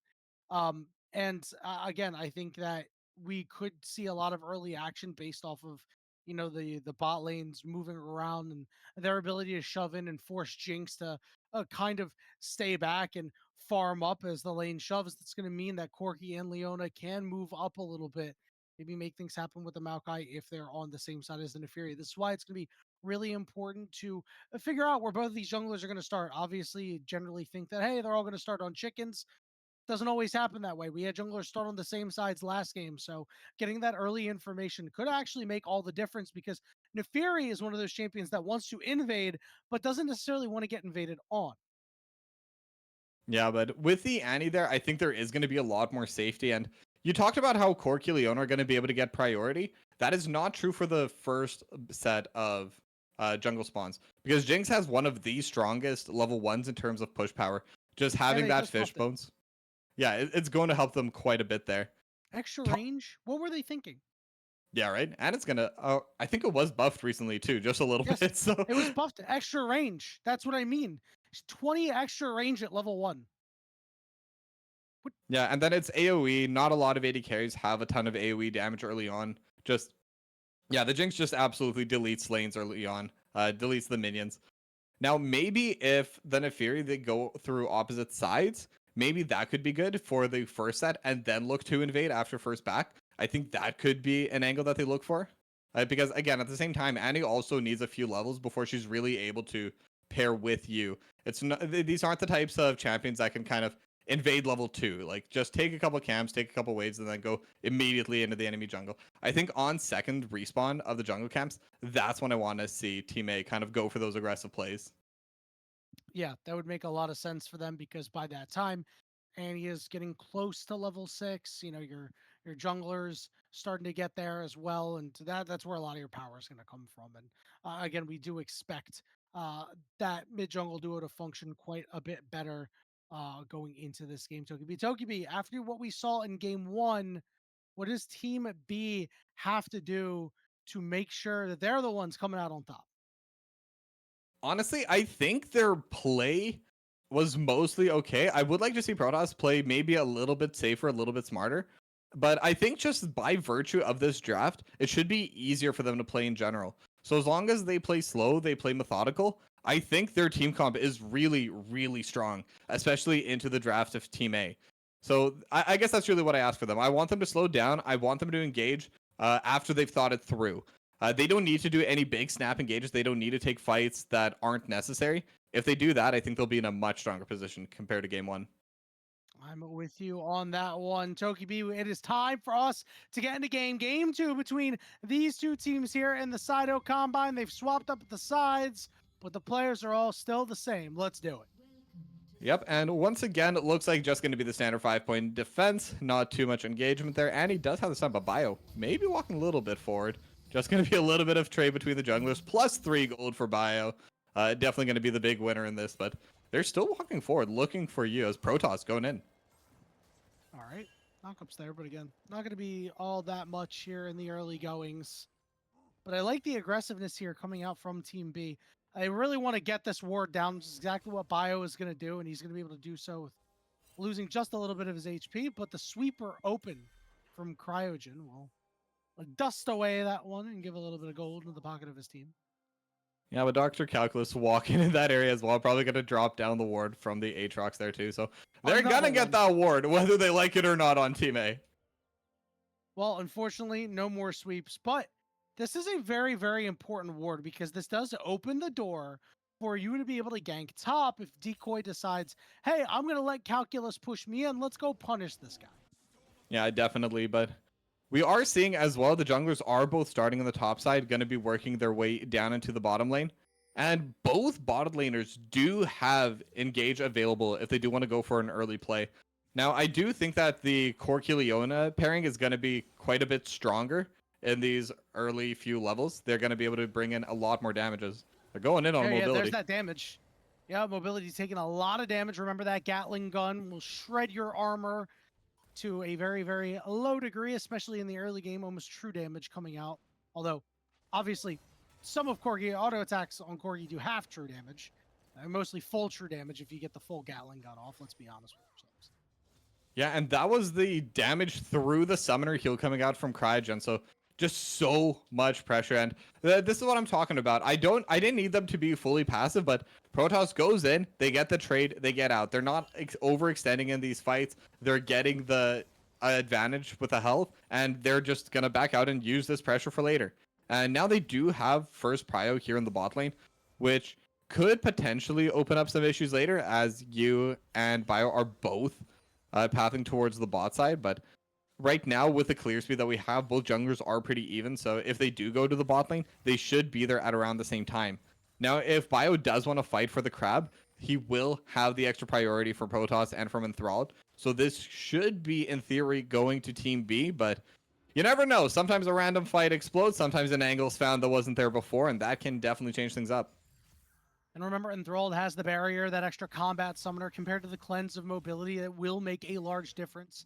Especially with heal already gone off Cryogen, I would not really be interested in any scuttle fights. If I was you, I'd be like, hey, I'm just gonna go take mine on the top side here because everything's nice and calm up there. Good ward coverage coming down from Team B. So they're well aware that you is in the area, and the collapse is already going to be on after this calculus trade. Here we go. They're on top of you. You hop it over near Enthralled. He's got to go invulnerable. Big headbutt pulverize, along with the traps and a good headbutt too. You is still in trouble though, but now he's going after Bio as they flip the fight on its head. Bio able to walk out, and Enthralled will be forced to flash over the pit. Yeah, and that was just Aojun having first move in mid lane. I think in general, Team B in the 3v3 are stronger, but it was the 4v4. And even for a decent amount of that time, it would have been the 4v3 because Toasty Alex was getting poked down a lot by Aojun in that mid lane, so was just not able to come down. But that is kind of expected in this ranged melee matchup, especially in the early couple levels. But the fact that Bio was able to get away, even if it did mean burning flash, was already pretty good considering the situation that started in. Cryogen was able to find such a good angle onto Enthralled as Protoss able to hold the wave, so mobility not able to reset yet. Yeah, really like that. And unfortunately, not going to see much more damage from the phosphorus bomb come out, but overall, not too bad. Now, interesting to note that Enthralled has no flash, Protoss has no heal. So, I mean, that fight going the way of Team A. Incredible success. Both scuttles taken by you, putting him ahead pretty firmly. I have to say, I'm very impressed. They fought hard for that. We're going to see Bio fight hard for those chickens. He took them. Toasty coming to try to save his buddy, but the flash stun is there. No mana on the Annie. The knockback not quite going to be enough. You just needs to get a little bit closer. The Darkened Dagger, the second one missed. He's able to hop forward and get first blood. Toasty had to snap back and couldn't finish off Annie. And that should be the end of the trade. Yeah, Toasty Alex just doesn't really have the damage yet. Now, I like what Bio was looking for because, like you said, Bio was really behind in CS, but unfortunately kind of overstayed. I don't think he was aware that he was also going to be pathing in that direction there. And he did steal the Raptors, but definitely you getting the extra kill, 41-27 in CS overall as well. Massive, massive lead right now coming in for you through the jungle. And like you said, this is a carry jungle, so having a lot of gold, having a lot of advantage in the tempo, in the stats and everything is going to make a massive difference as Decoy. Okay, he's going to use his ultimate and Calculus flash auto attack cuts him down. Great play by Dr. Calculus. Yeah, it's always a difficult lane when you're on the silent because you want to use that decimating smash to push the lanes in, but Aatrox makes it so difficult. It makes it nigh impossible because as soon as you start channeling it, it's going to get canceled or you have to just proc it early and you don't get that full value as Thrall gets knocked away by Cryogen. And decent trading back and forth still going on there, but in that top lane fight, once again, Decoy is just needs a couple more tank items. Eventually, Decoy will be able to just stand his ground into Dr. Calculus. I don't think at any point Decoy is going to be able to provide too much pressure into this because, yeah, that's basically the trade pattern there. And Aatrox is almost always going to come out on top. You lying in wait, headbutt pulverized. They're going to look on the Protoss. Protoss does have flash available. And he will be forced to burn it as the dogs are barking, trying to chase him down. As you leveraging a lot of this early power. He's got that pickaxe. Remember, he was the beneficiary of that kill on the mid lane. Remember, we talked about this mid jungle duo and the impact that they were going to have. Well, it was even before Tibbers, and now that Annie does have Tibbers available, the opportunities should be opened up quite a bit more. Dragon available, but not going to get started up yet. It looks like we might see a rumble over these grubs coming up very soon. Yeah, and we're seeing Protoss starting to roam up towards that mid lane, maybe towards those grubs as well, but mobility after that reset went straight down to the bot lane. So there might be a potential lane swap coming in from Team B right now, though. With Enthralled walking down to the bot lane as well. It doesn't look like they are going to be following that play, but potential play in the mid lane. Okay, Toasty. Okay, good stun here from Protoss. The Fate Seal to Toasty means that he's able to escape. But I must say, I'm a little surprised that they sent Enthrall to the bot lane, especially with Toasty with no ultimate now. I do think that this means they are giving up the grubs. It's possible, but mobility is also in the bot lane. Now, Corki would obviously bring a lot more in those fights, especially for the long fights. But mobility and Jinx overall in the early game, especially with the BF sword, that Super Mega Death Rocket does a lot of damage. So if you're able to combo out over top, but without Tibbers, it makes it so difficult. So they are going to be fighting for it, though. Yu is here, but first grub going to be going over to Bio. And it looks like they're just going to back away on Team A. I think that's the right call. I think they've already used all their major cooldowns. I think fighting this would just put them even further behind. Yeah, I think there was a bit of a odd back timer there by Aljun. I mean, he did use the Tibbers to really shove the wave and get advantage there, but I think that could have had the ability to use it in that fight. Instead, Team B, they secure those grubs that we did say were going to be very important for them. Look for Calculus and Toasty Alex to, take advantage of any maximized time alone on these turns. Yeah, definitely. We're seeing Dr. Calculus just being an absolute menace in this top lane, not letting Decoy reset, waiting out almost the full recall animation before even attempting to get that cancel. And I think with World Ender, there's even a world where Dr. Calculus could even look for the all-in, but if they'd have to know where Yu is going to be. Yeah, it looks like Dr. Calculus aiming for it. Yep, he's getting that nice trade off, and that means that Decoy has to be out once again. You said it was going to take a little while for him to be able to stand on his own against Calculus, and another cancel of a recall there. Just these are greedy recalls. You can't be getting a little too greedy as there we go. We got the chompers down, stuns out. Proto's able to tank up a whole lot, but with multiple members rifling down on him, and you coming through with the super mega death rocket and get the job done. Here we go, 2v1 in the mid lane with the fate sealed on top of it as well. But Bio dies on the dive. Cryogen will be able to get the job done on Enthralled. It's a 3-for-1 across the board for Team A. Yeah, and Dr. Calculus doing quite well in the top lane, but in the bot lane, in the mid lane, it is still very much favoring Team A. Adrian gonna be able to get that kill on a Bio, and then the dive in the bot lane. They did give mobility, so it isn't a complete waste right now from Team B, but it's definitely not what they would have wanted, because overall, with even trades, the Jinx benefits. If she's the one that's able to get the kill, and the Super Mega Death Rocket did grab that last hit, so as far as mobility is concerned, this should be okay, and still has flash, still has cleanse, so it won't be in a lot of danger for a regank either, as Dr. Calculus trading heavily again with Decoy. Why not? It's all free, doing everything you can to make sure that you're cutting off as much CS from Decoy as possible, keeping him away from those minions to prevent him from stacking up that base health. Anything that you can do to try and slow down the stack is so important. Seeing a lot of members near this bot side with Bio trying to clear out his bottom side jungle. It is riddled with wards, so any surprise plays will have to come from the top side of the bottom jungle as opposed to near that bottom tri-brush. Yeah, now Yu is in that top area, and Dragon is kind of the main objective up on the map right now, but that's one thing I would have maybe liked to see from Team A, because I said this during the draft. I don't think they should have been contesting onto the Grubs at all. I think if they just shook hands, took over that bot lane, just grabbed the first dragon of the game, I think that would have been better for them too. It's very difficult to fight into Bio, into Toasty, Alex, especially at the stage of the game they were in. So the fact that Dragon's still up, neither side has taken it, that benefits Team B. Okay, Cryogen looking for Enthralled here, who got rooted up. Proto's trying to stop mobility, but the cleanse is there. A nice sidestep of the ultimate. Meanwhile, up in the top side, Decoy is almost dead. His mobility continues to rifle away with fish bones. Yeah, and Decoy forced to flash as you now hiding in that brush, will be spotted out now, but with the amount of damage they got onto Enthralled and Protoss, this should just be a free dragon going over to Team A. You might even be able to solo it, as look at that burst onto Alex. If you know you already have the objective, you may as well just throw down the ultimate. Yeah, just to make sure that Toasty Alex isn't able to move over if Team B were looking for a potential move. Now, what this does mean is that Bio is going to be able to walk up to the top side. We saw Decoy teleport up there, but 2 plates going over the way of Dr. Calculus. He continues to get very large. The Spear of Shojin in the back pocket compared to the Sunfire Cape of Decoy, and he continues to do good damage. Yeah, now they could be looking for wait, a we're dive zone. diving? Okay. This seems a little questionable that we're going to attempt to dive the Scion, who does have ultimate. Bio's got to wait for the damage to wear off, but Yeah, you just back out. What is going on here, guys? Wait, Bio! Wait, Bio's just dead! Decoy with an incredible turnaround on the dive attempt. He looked like Bin up there. That was a Bin on Rek'Sai play.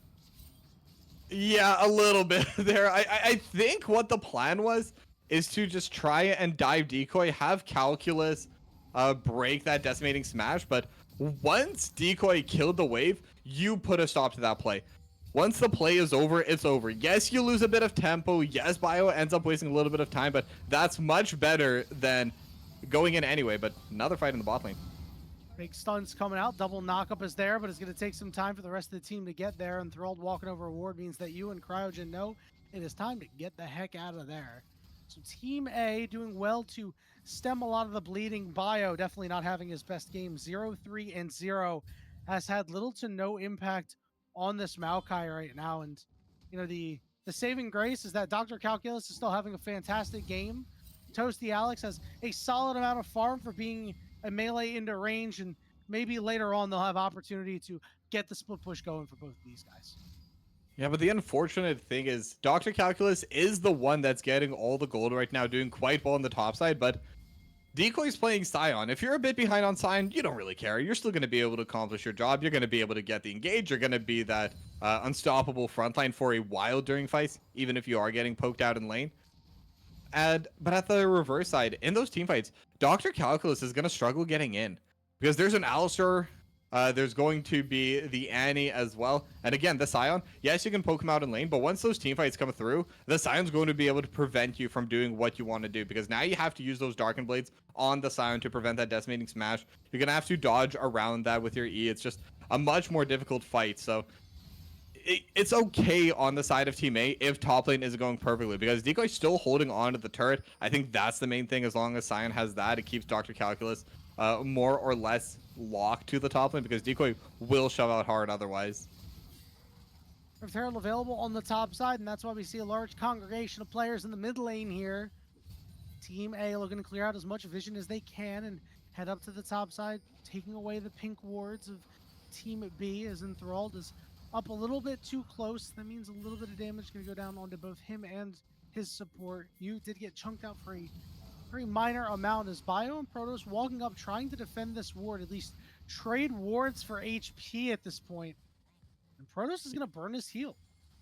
Yeah, the range for mobility right now, especially with the available peel from Cryogen, makes it so difficult. But there is one thing that Team B has that is a bit of an advantage, and that is Toasty Alex right now, because Aojun does not have TP. Aojun is trying to find the angle to go between fights, but Bio. Comes a teleport from Toasty Alex. His mobility gets his first kill.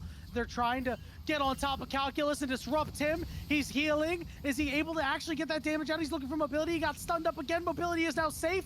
Calculus goes down, and now they're going to look for the rest of Team B here. Toasty Alex forced a flash away. Right on top of him, Cryogen very low. You got stunned up, but they don't have follow-up damage come through. Here's Decoy, and over on the side, not going to land a stun here from this Annie. Toasty Alex getting chunked. He's going to be able to snap back, but they found Cryogen, or Protoss, I'm sorry. C's going to go down, and Team A continues to just increase their lead through these fights. Yeah, Aojun was caught off a bit on the side, but that Tibbers perfectly onto Toasty Alex and Protoss basically made it so that they're really not able to have any kind of damage there, as we do have a bit of a pause. But again, for anyone that's new here, pauses are allowed.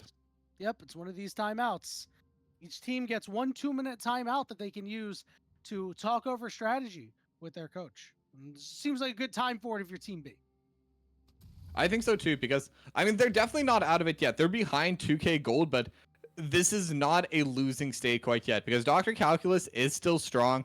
Enthralled definitely starting to fall behind mobility, and mobility will outscale, but Enthralled's still able to output the damage, and that's all you really care from the AD carry. Even if the other ADC is able to output more damage than you, you're still able to do your job.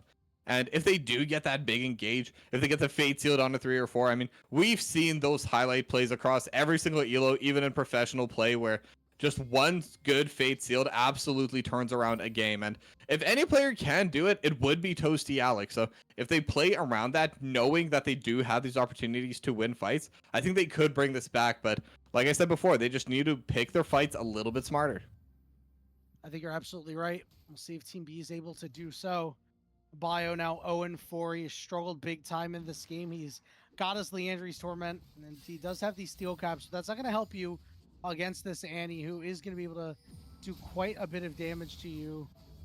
Aljun, not huge right now, but certainly has the damage, especially now that he's got Malignant as well. Now they're going to go look for the Annie here, and they should be able to find him, and they will. It's a shutdown going over to Bio.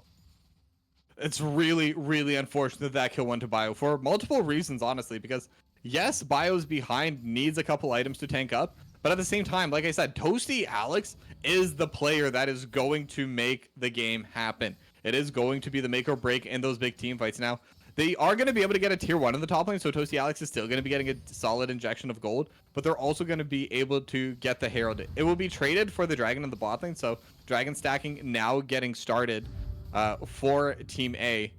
But one big issue that I have with Bio taking that kill especially is it resets the death gold. So if they kill Bio again, it's going to be worth a lot more gold, because at this point, when you're 0-4 and you're behind on a Maokai, that's not always necessarily a bad thing, because you can play so aggressively. If you trade your life 1 for 1, you're always going to trade up, because you're only worth like 100 gold. You may as well. You're worth like a cannon minion.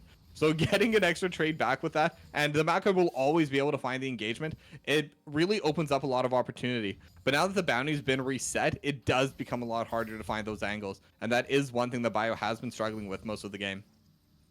Team B were able to pick up the Rift Herald. Meanwhile, Team A grabbed the Dragon for themselves. Now it's a late second Drake. So 4 minutes time is when we're going to see the next one at 23 minutes. This means that we're setting up for a 28-minute Soul. This does mean that Team B will have opportunity for some of their scaling to be online, to be able to swipe away one of these dragons that we said was going to be so important. Toki B is... I see a lot of members heading up to the stop side. They really want to shut down Dr. Calculus. Toasty Alex has been given some free reign in these solo lanes lately. He's going to set his focus on this turret. Decoy is able to clean everything up. The Rift Herald is going to be used aggressively just to take turrets here. Yeah, and I'm not sure about this trade for Team A because they should be the ones that just have the full speed ahead. They should be the ones that are dictating the pace. Instead, they kind of overloaded the top side, but Dr. Calculus is more or less okay with it. Though actually walking back in, if you sees this, maybe they could look for the play. This isn't a very healthy turret, but World Ender is difficult to play into, even in the 1v2. Yeah, it looks like the wave's just going to be cleared. Yeah, Calculus does not take a lot of damage either. You know, we did talk about that. Hey, Aljun just doesn't really do a ton right now. To the more squishy targets, he will. You know, if he lands on top of Bio or enthralled, should be all right. Although Bio is a little bit thicker now. And it looks like we're going to have another pause, perhaps one of these other timeouts that's going to be used. Don't actually know for right now because I would admit that I think this might be a bit of a surprising time. Given the fact that Otacon has spawned, I would not be totally shocked if it was a timeout call for probably Team A to determine what they want the move to be. But yeah, definitely possible. And we've seen across somebody disconnected. Who knows? Yeah, hopefully not. I don't even want to talk about that possibility. With the way some of the servers have been over the last, like week and a half to 2 weeks, you never know nowadays, right? Yeah, I'm really hoping that's not the issue though, because if it's a tactical pause, if it's I'm talking about the game, then maybe we'll be able to see something really nice or really cool. But if it's just the pause because of tech issues, someone spilled their coffee on their keyboard, you never know, right? But that just means that yes, I'd rather have a regular disconnect. Exactly, that's what I'm saying. Yeah. I mean, honestly, for that reason, I always have a backup keyboard just in case, because I have had that happen before, back when I did play competitive gaming. So it is a little bit frustrating. But the pause is going to end, as now we're just going to have that little bug that always happens after pause, but we'll be back into the game shortly. And look at the state of the game. It does look like right now, Team B, they're starting to move all of their pieces up to the top side. We see Toasty Alex resetting as well. Has the TP, so he can join at any moment anyway. But the entire squad just pushing out into this top side jungle. Might try to walk forward, get a little bit of vision. And Thrall's holding down the mid lane. Dr. Calculus holding up the top lane. So it does look like they are starting to think more and more about the possibility of Otacon. Now, this has been a thorough objective across every level. Even at Worlds, for anyone that's been keeping up, there's definitely been some team fights that around a dragon would have been great. Even around a Baron could have been bearable, but not around the Otacon. Because the fact that the Otacon is in the middle of the river and not a pit that you can just walk away from pretty easily, it makes it so much more dangerous to fight around. But trying to find that min-max, knowing exactly where you're going to be able to take that fight, is a very difficult thing for really every team at this point. But the vision has already been cleared by Team A, so Team B did get the original start, but they're actually pulling onto it. I'm still not sure about this one, because Toasty Alex has Prio in the bot lane and has a TP available. Protoss is going to be a bit behind on this play, but I think this is definitely a moment where Team B can try to abuse. Well, Calculus was a living ward, but the rest of the members are just not there right now. Bio's going to drop his ultimate down, but they're going to turn it all the way on to him right now. He's got to flash away. He's still alive, but you trying to get in there, trying to finish him off, but can't. Yeah. Dr. Calculus doing a good job there. Fate sealed, landing onto a couple members as his Aatrox is pretty massive right now. Looking to get a little bit more. Cryogen's got a flash away. Ultimate coming down from Decoy right on top of Toasty Alex, but he gets interrupted himself, and he's going to go down. And just as you said, Throw Magnet Otacon comes out to play. play. And Team B, not only back in the game, but they're going to secure the Otacon too. I see what they were going for. I think they wanted to start the Otacon and then pull onto Bio, remove the Smite, and then go for it. But I'm not sure if it's because they caught Protoss on a ward walking up a little bit later, but I think they pulled too early. Because right now, the Otacon was at 4k HP. They don't have the damage to burst it down that much. Mobility is strong, has the Infinity Edge, has the Unitol Wallet Arrows, but it's not a snap finish. Because typically what I'd want to see from them is I'd want them to attack Bio when it's at around 2 to 3k HP. Because then they can just stun him for 1 or 2 seconds, finish off the Otacon, and then look for the fight. They'll still have all the resistances removed, but they'll have the extra stats coming in from the Otacon. They're still more or less above. They have Unbreakable Will on the Alistair, so with proper setup, it would still be a fight that they can fight. But they pulled so early. The Otacon was just hitting them that entire time, shredding their resistances, shredding their HP bars too. Because once the fight starts, no one's really thinking about dodging the Otacon. They're just thinking about dodging the enemy team. And it just made the fight so difficult to win out. But with that, the gold lead actually going to be swinging over to Team B. They're trying to get this dragon over on Team A, but this could also be a very difficult play. But with Decoy not having teleport, they may just have to get this on Team A. Let's see. They're going to drop everything they can over onto the jungler of Team A, and they found you. They'll take the dragon too. Cryogen just doing what he can to keep Calculus away, and that is a huge win for Team B. They break the dragon stacking. They firmly set themselves ahead and are really putting their stamp on this game. We have a little bit of fighting underneath this turret as Protoss gets knocked away, getting very low, slowed up as well as Decoy shows up, but it won't even matter. Mobility is able to close out on that kill. Team A trying desperately to relieve the pressure that Team B is constantly outputting. And I gotta say, that fight around the dragon, that's exactly what I think Team A were trying to go for around the Otacon. Just take it low, remove the jungler. Fate sealed on the 2 members, and they found some of the key ones. Mobility is still alive. He's just barely able to limp away. Decoy is quite low too. Toasty Alex wants to get in for round 2, but Calculus is going all the way in. Super Mega Death Rocket doesn't do a damn thing as Decoy goes down, big double knock off Cryogen, and now Mobility's trying to reset, but Enthrall's gonna go forward and be able to finish him off. Cryogen low, and he won't be able to survive, but you is in the thick of things, able to close out on a kill. Now they're looking for Calculus. Calculus, the shield, it's gone. Yui's still incredibly powerful, but the Darkin Dagger's going to miss. There here comes that second ultimate coming through. Calculus able to slide over the ball, but Yu's going to be able to follow him up as well. Stun is there, and they will be able to finish him off. Yu gets that kill, and Protoss went up just a little bit too far. Zenith Blade trying to use Aljun to get himself out of there, but the stun for stun trade, and you know the dogs are barking. 7-2 and 3 for you. Yeah, Yu's been having an absolutely phenomenal series as well. Like I said, game number 1, got ahead on the Trundle, made all the plays that Trundle needed to do, and then fell off to go in the background. But in this game number 2, Nefiri is one of the prime carries. Because right now, the 2 carries on Team A, it is going to be Mobility on the Jinx, and it's going to be Yu on the Nefiri. And right now, Yu especially is just able to find all the plays, able to find all the damage onto the key targets. Now, in that last fight, Enthralled, just slight mistakes, maybe slightly unlucky. The blast cone knocked him right back into the middle of Yu, and he got burst down. So I think it was a very solid play to go after Mobility there to start, but that kind of blew open the fight in a way where Team A could have won. But main thing I want to bring up right now, because we've been back and forth for a while, and the gold is almost dead even. We're finally at that point, because both sides have pretty strong team compositions. They're both really strong at all points of the game.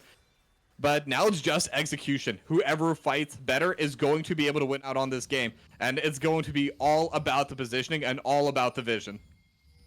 This Baron will certainly make or break this game, Togebi. Let's see who's able to get better positioning on it, because generally speaking, the team with better positioning, the team that's not skipping steps, are the ones coming out on top on a lot of these objective contests. Right now, it's Team B that has first purchase into the river. Bio going to do what he can to clear out some of this vision. Proto's going to try to protect the vision that he set down, but because we have Toasty Alex on the bottom side and Calculus on the top side, the 4-man unit of Team A right now are able to get back in this river. Go in on Protoss here, who was up a little bit too far, who's forced to flash away. Oh, and takes the blast cone out as well. Now, they do have the vision, so they're going to be able to clear out all the wards that he may put out. But again, not having flash on the Leona is always going to be very annoying when you're the Leona player, because she's not really that tanky overall right now. When her W is up, that's really the only moment where Leona's really able to tank a decent amount of DPSs. Toasty Alex may have overstayed a little bit. Okay, he's gonna fate seal, but he hits you, so he's not able to get out of there in time. Toasty Alex getting a big shield and a lot of healing. Knockup's there. He's not gonna be able to finish off you, who flashes away. Toasty Alex just trying to stay alive for as long as he can, but he will go down. And yes, the Baron has been started up. And it is very, very low. Super Mega Death Rocket, not even close. Decoy trying to get close, but Toasty Alex sacrifice was not in vain. Baron secured for Team B. Yeah, not only was Toasty Alex able to pull 2 or 3 members down to the bot lane away from the Baron, he was able to pull down you, and he was able to keep him there. And I think that last part is the most important one, because if they killed Toasty Alex super fast, just 1 or 2 hits, 1 or 2 seconds, and Toasty Alex was gone, especially with Decoy in the top lane, was already there, they would have been able to delay that Baron. They would have had time for you to show up. They would have had time for mobility as well to be there. But because Toasty Alex just bought so much time, they didn't have a choice but to give up that Baron. And again, Toasty Alex was 0-1-6 before that play. He's not worth that much gold. There's no bounty on him. He can do those kinds of plays. He can trade his life for the objectives. But now Dragon's up, and looks like both teams looking for that mid lane prio and the fight. They know they have to. Here comes that ultimate from the Maokai. It's only going to root up one member. You is over on the backside. Knockup not coming through from Decoy, but it's good zoning his calculus. That World Ender looks to be huge, but because Protoss is so low, you can't get back in. And look who split off from the team. It's Toasty Alex who got caught, and he goes down. And now the fight can really go through. An earnest victory, man. Knockup from Cryogen should throw the entire game out here, as Bio is dead, Enthralled is low, and Team A in full control right now, looking for even more Enthralled. Forced to get away. Protoss is now healthy and back, but all he can do is protect his AD carry and get him all the way back to the fountain.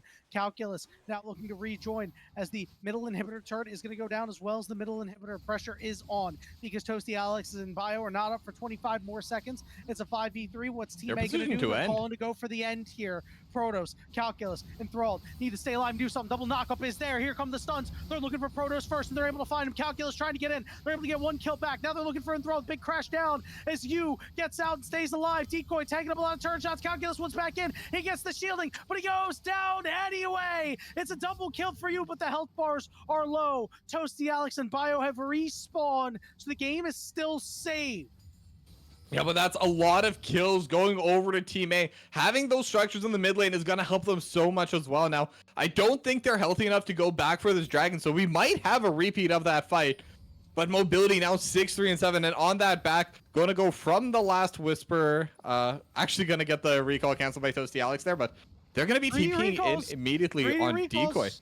That's very important. That's going to allow a lot of time here for Team B, because they have some respawns, right? They've got Enthralled that's going to be up in 4 seconds, Calculus up in 13 seconds. This does mean that it's not going to be as clean of a Dragon take as we thought.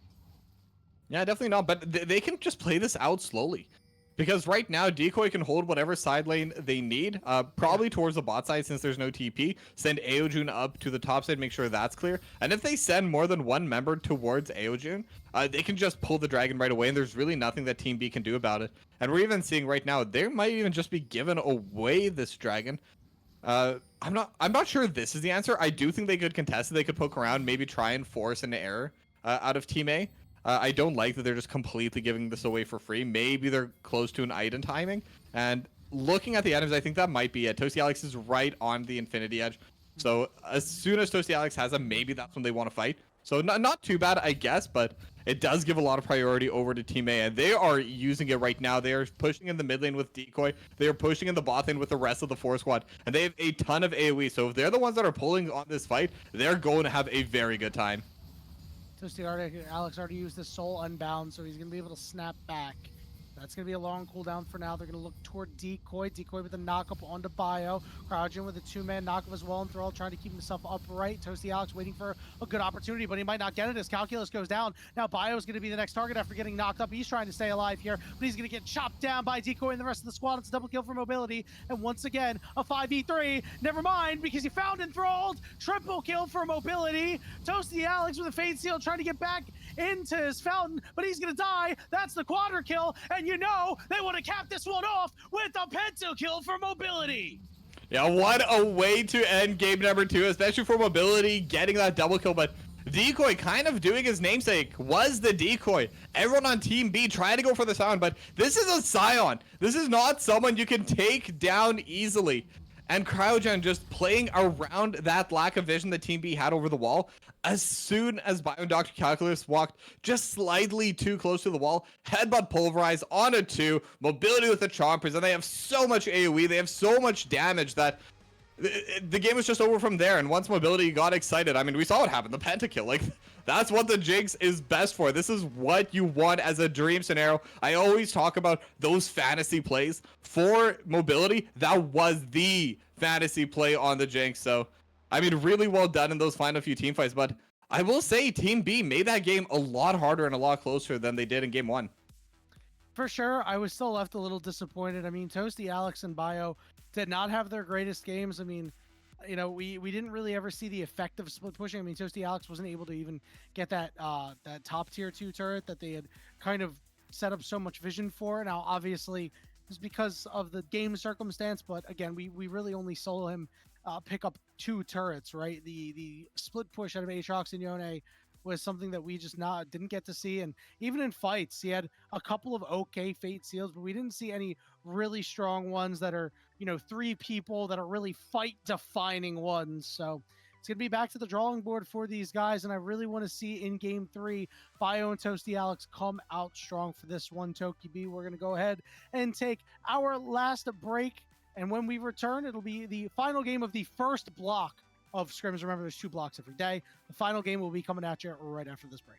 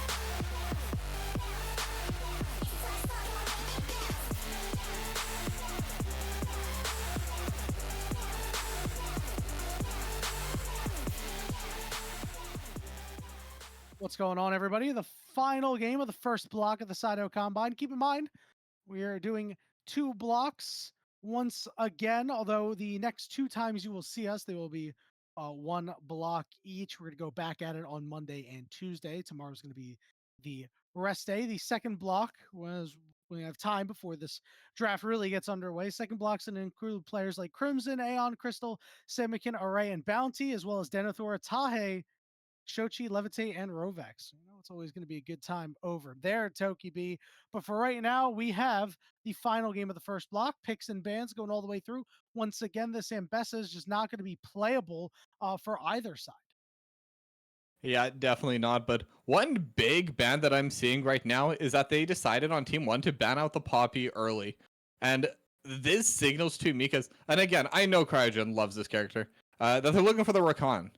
Because last time they banned away the Poppy in Phase 2, but obviously Team B noticed that, so they banned the Rakan themselves. And with the pool slowly getting smaller and smaller for both carries and supports, as actually they're going to have the Vi locked in early for Team B.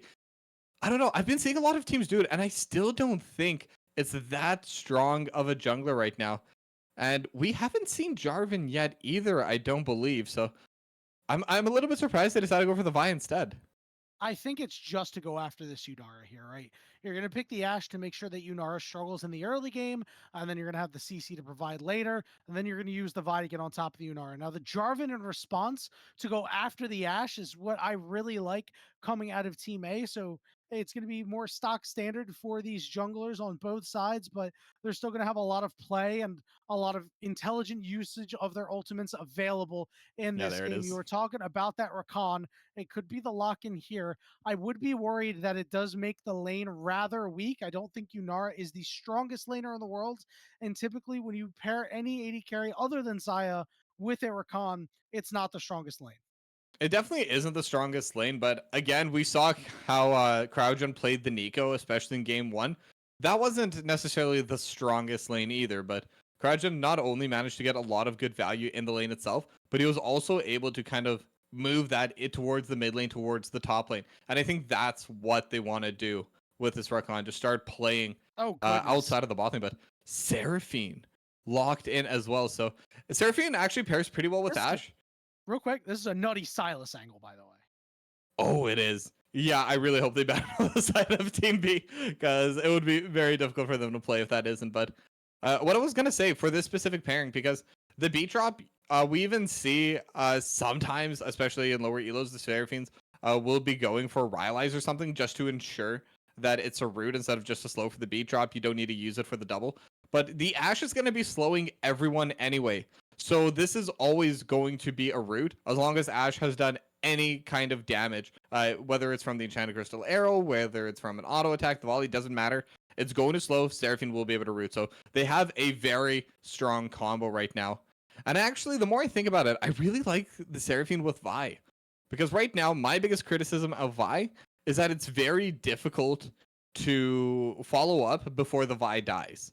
You need to be right on top of it, and because the cease and desist can pull you a very long distance, it's not the fastest animation. She could just be put behind enemy lines.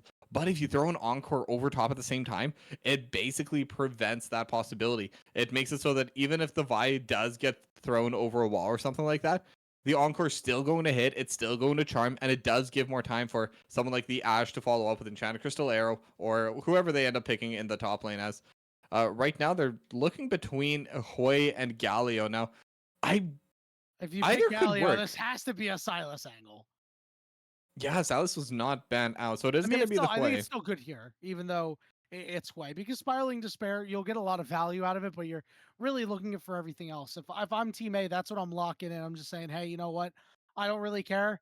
We're just going to use the strength of these ultimate abilities, because now you've got Vi ultimate for Ashe and Hui and everything like that. And one other thing that we didn't mention is that Jarvan's ultimate has gone up in value significantly in this game on top of Seraphine and Hui. As the Galio gets locked in for Team A, it does make more sense. You can protect Yunara, you can follow up with your Jarvan or your Rakan.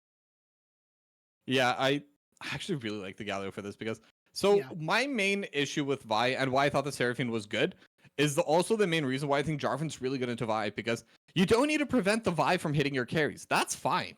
Your carries will be able to survive long enough as long as you have one person back there to peel. They'll be okay. What you need to target is the follow up. That's what Vi is really good for, just setting someone up that can deal that damage, that can delete the targets. And when you have people like Jarvan, Rakan, Galio, even Renekton, they can just go straight to the backline. Vi's going to get deleted when she goes in alone. And then Seraphine, Quay, and Ashe, they have to kite away from whoever Vi jumps on. So I think there's actually a lot of lack of cohesion, I'd say, in this draft right now. Because I do think it's very difficult for Team B to play in a way where they can properly follow up on the Vi. Sometimes I like having an enchanter with a Vi just so that she's able to survive long enough. And Cassante as well just doesn't have the range to follow up. I actually would have really liked to see an Ornn here. Because I think Ornn does fine into Renekton, has that long range engage, which, again, it's an extra follow-up. It adds a little bit of extra priority there. I think Asante's going to struggle a little bit more with that. We'll be strong into the 1v1 with Renekton, but I don't think we'll be able to accomplish too much in these team fights without a very solid flank. I have to say, I actually think the Cassante is really good here. I think the primary usage of this Cassante is to just ult the Renekton away the entire time. Because if you take a look at the 4v4s out of both of these teams, I heavily favor Team B's 4v4. I just don't think you have enough damage on the side of Team A unless Jarvan is going like lethality full damage, which he's never going to do, right? And not only that, Cassante can find himself at parts of fights where he is surviving enough and dealing enough damage to kind of help Team B over the top, but he's also able to soak whatever Team A is actually able to throw at him. So I think that's what the usage is. It's just, hey, I'm going to take Renekton out the entire game. We're going to play these fights 4v4. So if they take the fights 4v4, I do agree, but I don't think it really is ever going to be the 4v4. Because Well, Team I A, just they think can that Cassandra is going to pull Renekton out completely all the time. Yeah, but the Vi also wants to go in. It's because Cassante will pull away the Renekton. The Vi will dive onto the backline because she can't really peel for Ashe, Seraphine, Hui. They will be able to bring out a lot more damage, but they have so much CC. They're going to have the Galio shield over top. So most of the damage is going to be coming out from this Hui in those kinds of fights. Ashe is definitely going to be able to help a little bit as well. But I do fear that the Vi is just going to get deleted, and now it's a 4v3. So in the 4v4, yes, I do think Team B could definitely win, but I feel like they're not going to be targeting the backline too much on Team A, so much as they're just going to be delaying the follow-up while they kill the Vi, and then it's going to be the 4v3. But, I mean, it's really going to depend a lot on execution. And one thing I will say that I do like about the Cassante, like you said, can pull away the Renekton, and is also a very solid frontliner for the team before the full engage happens. Mhm. Because they're kind of in the same draft where they were in game number 1, where they just did not really have a front line. They were leaving top last, so there was definitely the option to pick it there. But it is going to be but it would have definitely been difficult if they went for the Irelia, which they haven't. I don't think they were ever going to pick it, but maybe even someone a little bit squishier. I think Ambessa, for example, it is banned away, but if they pick something like the Ambessa, they would struggle so hard to find the angles unless they were just able to fully wombo out Team A. Mm-hmm. I couldn't agree more with that. Now, one thing to mention is there's a lot of pick potential over on the side of Team B, not just with the Vi ultimate, but the Ashe ultimate. The Seraphine ultimate can be used on just the one person. Remember that the range gets extended if you hit an ally with it. So, you could hit your Vi mid-air to make sure that you're able to catch the opponent, right? And keep them a little bit closer if that's really what you want to do, or you can catch multiple members behind them and they should be able to kill a Jarvan or a Rakan or a Yunara. The one target that they might have issues with is Galio, but that means there's 3 out of the 4 major targets that you'll see often. Obviously, Renekton will be off in the side lane that you should be able to burst out without a problem. Yeah, but Yunara's going to be hard to reach. But like you said, if they get rid of the Jarvan first, they don't need to go for the Yunara because now they can just go to whatever objective they were fighting over. Galio is going to be really annoying for this stuff, but Renekton's still going to be a viable target, I think, because Renekton's not that tanky. Deals a lot of damage, but is still like a more damage-oriented bruiser rather than a HP-oriented bruiser, if that makes sense. Kind of like, because Yeah. Aatrox has a lot of healing, has a lot of sustain, kind of the drain tank, I think some people call him. But Renekton there is kind of there to just delete one player and survive long enough to be able to do that. So there are definitely targets, and I think that's kind of how Team 2 is going to want to play this. Because I think in those 5v5s, it's going to be very difficult for them, but they have so much pick potential, and they can do it cross map. They can do it from long range. If they're able to pick someone off before the fight starts, I think that's going to be their main angle into these fights. But yeah, it'll remain to be seen how exactly they do take these, because we have seen in games 1 and 2, Bio has overextended a little bit on those engagements, and Vi especially is unforgiving if you take a bad fight, because you will go down immediately. And I know I'm harping on the Vi pick a little bit, but I genuinely I think it's mean, going to be I so don't know difficult to how play. I don't know how they're gonna kill her. Like I don't know how they're gonna kill her unless Renekton's there. Like Yeah. they're not gonna have Yunara and Jarvan early in the game are not gonna have the damage to kill the Vi. Before the rest of the team can get there, right? Because you just have Rakan and Galio to stop them, and Seraphine or Hui or Ashe should be able to get around to be able to assist the Vi. That's the main thing that I'm thinking here, is that it's just going to be far too much, right? Or Jarvan's going to have to use his flag and drag to disrupt the Vi, and that means that the rest of the team's going to be able to walk up. Yeah. So it's all going to depend on the angles, because if it's an angle where the team can follow up, I do think they can make big plays happen. But if it's an angle where they can't follow up, I think the Vi is just going to be drowned. It's a very sink or swim champion in general. I mean, there's a lot of champions like this, kind of like the Nautilus as well, where we see Nautilus is either setting up every single player just going 0-9, and that's just the reality of the character. It's not necessarily on the pilot, it's not necessarily on the player. That's just how the character ends up playing out in these games. It just go in. That's all of those characters do. So pick a couple bad fights, or if your team's behind, sometimes you're going to be forced to kind of sacrifice yourself so they can get away. But I think there's definite angles that they can take on Team 2. But like I've been saying, and I think we are disagreeing a little bit on this. And you know what? That's okay, because that's what we have these games for, because we can actually see how it's going to come through. And then all of us will be the wiser, or whoever was the wrong one will be anyway. This is true. No idea what's going to happen, right? Because we talk about this a lot. The execution in tier 2, tier 3 is definitely not the level of like tier 1 teams, right? Yeah. There is a noticeable gap, and that does mean that the execution is not going to be perfect in these games. This is exactly what the combines are for, to be able to spot out some of those difficult areas that players are running into and correct them, so that way going into 2026 they can take these learnings into some of these qualifiers to get into the NACL, or any potential tryouts, that if there's any NACL teams looking for a spot or for a player to fill a spot, that you can go join these tryouts. You can be equipped with the knowledge that you gained from this sort of combine, and really make an impact. Remember last year there were 3 players that ended up playing in tier 1, Samuto, Darkwing, Scary Jerry, that were in this combine. Now, it wasn't just the combine that got them there. These guys had the entire year of play beforehand and really displayed that they were some of the players next up. So I am really hoping that by the time the dust settles on this combine, and we've cut down to our 10 players and sent them all out to LA, and then sent players to a Korean boot camp, that you know we'll be able to look back in this time next year in 2026 and say, oh yeah, we had 3 more, or we had 4, or something like that. Yeah, now I'm wondering, which players do you think, just like throughout this entire combine, that are going to be there? Because my thoughts, just to give a quick, I think Cryogen's going to be up there. I think mobility could even potentially be an option. Obviously, Sajed, I don't think anyone's going to disagree with that one. I think Yeah. Sajed has deserved to be in tier 1 for a little bit, or at the very least been given the opportunity for it. But yeah, I'm wondering, who do you think? If you ask me, I think Sajad is definitely up there, as you said.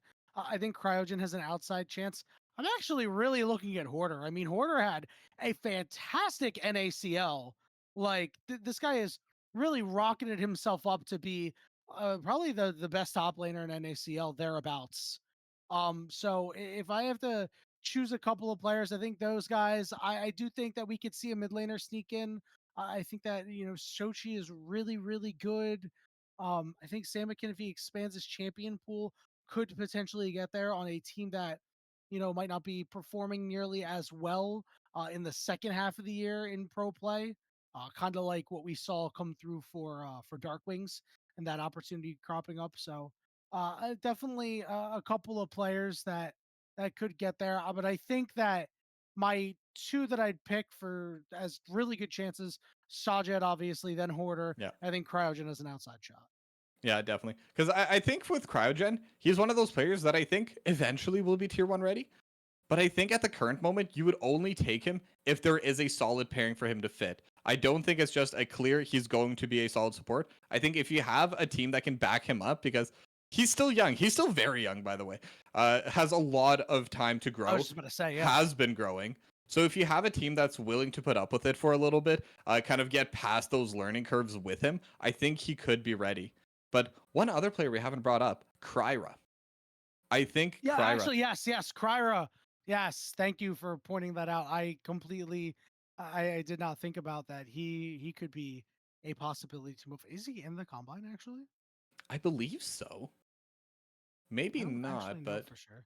I oh, I'm think he not sure. was last year, but Yeah, not maybe I was 100% thinking of sure. last year because I haven't. Yeah, I don't see him on the list, but In general, players, still definitely Kryra could be. is one of those players that could definitely move up to tier one. I already know that he had an opportunity during the year to try out for a tier one team, and apparently did quite well in the tryout. So who knows? Maybe there is going to be a spot for him going into next year. That would be really nice to see. I think this guy is quite good. But yeah, as you said, Cryogen, he's going to be 19 at the beginning of next year. Like he still has a lot of growing to do. Frontal lobe's not fully developed. Yep. That's my new theory is that older pro players are starting to play better because their frontal lobes have actually fully developed. But that's neither here nor there, Tokibi. What is here is the final game of the first block of scrims here on today's Cyto Combine matches. Yeah, and for the first time, we're not seeing a 5-point defense coming out of Team B. They're just going to be walking into the jungle bio, just kind of stutter stepping in. I think they want to walk slowly but surely. It's more important to be grouped up than it is to walk in fast. They haven't dropped down a ward yet, so I think they are going to be looking for that timing there, as we do see mobility and cryogen on the opposite side of the map, trying to get their own ward as well. So these wards are going to be matched. Both teams are going to have the exact same ones. And most likely both teams are going to be aware of it. I mean, even if you don't see that board being put down by Team A, you know it's going to be there because you know that's the proper answer to it. So both teams going to be aware that their junglers are going to be tracked. So going to be interesting to see where these two junglers do start because, again, another first. We're going to be seeing the junglers start on opposite ends. So Bio going to be starting on the chickens, maybe start going towards the bot side. But you starting on the red buff as well. Yeah. So This makes sense because take a look at the swap going on right here. They put mobility into Dr. Calculus. I find this quite interesting. So they want to get mobility out of this double poke bot lane, which is very detrimental. You are losing a lot of the early power of a Renekton, but it is kind of neutralized by a Cassante. So I do think that this makes sense in the end. But when you do a swap like this, your jungler must clear bottom to top. yeah, definitely. And I think part of this is because it is a combine, because this is a strategy we've been seeing at Worlds a lot right now. Mobility probably hasn't done this too often because it is pretty new tech. Because it's really just from the last patch where they changed the timer to 4 minutes before you get the gold share available on the top side. But this will put Decoy a bit back. But I think even that's not too bad this game, because realistically, kind of like you said, Decoy's job is just going to be a stun bot. And Renekton's always going to be able to do that. So if you can just send Decoy down to the bot side, yes, he will miss a lot of minions. I think in general, Dr. Calculus would have actually been better on the Cassante to take up this role. Like if either team was going to try doing this. Because Cassante can do a lot better with less gold, kind of better on that weak side. Renekton likes to be aggressive, like you said. But it's definitely not the worst thing for them. And Decoy is definitely able to farm right now. And with us already being at 3 minutes in, wouldn't be surprised to see them getting moved in a little bit closer together once a couple of items do come through. So it's definitely an interesting move, but I don't hate it. Yeah, I really like this for Team A. I think it's an excellent move as a nice sphere goes down onto the Galio by Toasty Alex's. What the big problem I think that Team B has to deal with through this swap is that Vi has to really make a decision here on whether or not you want to go help the lanes or continue to just farm up and do your thing, because it's so imperative that Vi hits level 6 as soon as humanly possible. You don't want any disruptions. You don't want anything to happen where you lose out on any camps or you have wasted time. So this dive has to be successful here because it looks like they're going to throw everything they have at Decoy. Protoss is going to be tanking it up. He's got a heal. He's got a flash. Now it's enthralled. He's tanking up. Second turret shot. The third turret shot will hit him with the flash, but it is an execute. It is an execute. That flash may not have been 100% necessary. I think at that point, Enthrall was definitely dead. But what that does prevent, because Enthrall was the one to die, they can't push onto these plates. And I think that's what they definitely would have wanted to do. It's still overall definitely in favor of Team B. I think it's overall a very solid play for them because they're going to deny so many minions off of Decoy. And we're even seeing that CS gap forming right now, 18-6 for these two respective quote-unquote top laners for today. And that dive was a big part of it. So I think the fact that they were the ones that were able to bring that out and you did not kind of do that on the top side, because when we've seen those lane swap metas in the past, regardless of which form they take it in, there's always been that dive at around the 3.5 minute mark, because you want to use the fact that you have 3 versus 1. And this time, Decoy almost gets a kill back, but the fact that it wasn't execute makes it definitely worth it. And the fact that you didn't respond on the opposite side makes it even better for them. Mm-hmm. Well, Calculus is standing tall and stout and just trying to pick up whatever minions he can without dying here. As you mentioned earlier, he's got that lead on Decoy who had to go back and buy a refillable potion. That's all that he could afford. He does have that teleport if he needs to use it, but he's going to take the long walk back because the wave is not really in a great spot. He's going to need a bailout sooner or later, because what I am worried about is, although mobility is getting this free lane essentially where he gets to have good conditions, we talked about that Team A doesn't really have the damage to be able to kill Team B in some of these fights. And your Renekton is just going to be so much further behind, right? And he's going to really present, I should say, less threat in the team comp as a whole. And all of a sudden, I'm not really afraid of these fights. Yeah, that's definitely a possibility. And one thing that's also interesting to me is the way they've been playing this, as Enthralled and Decoy are going to take a little trade. Dr. Calculus gets almost taken out on the top side.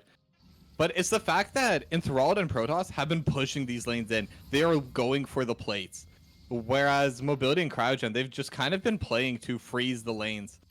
Now, they have a wave stacked, and now that Kasante's level 6, it does make it impossible for the dive. So Dr. Calculus will be able to pick most of these up, I think, even if they do try to pressure it. As another dive in the bot lane.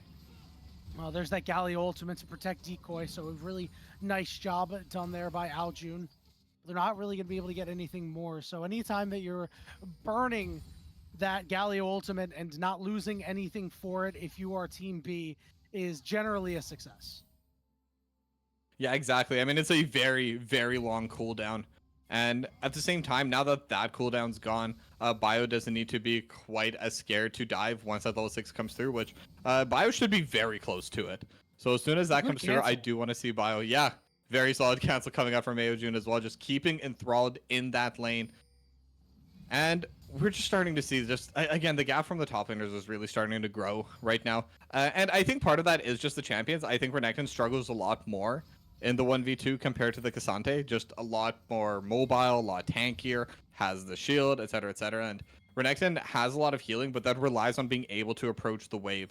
So if you do zone away this Renekton, is just never going to be able to walk forward at all.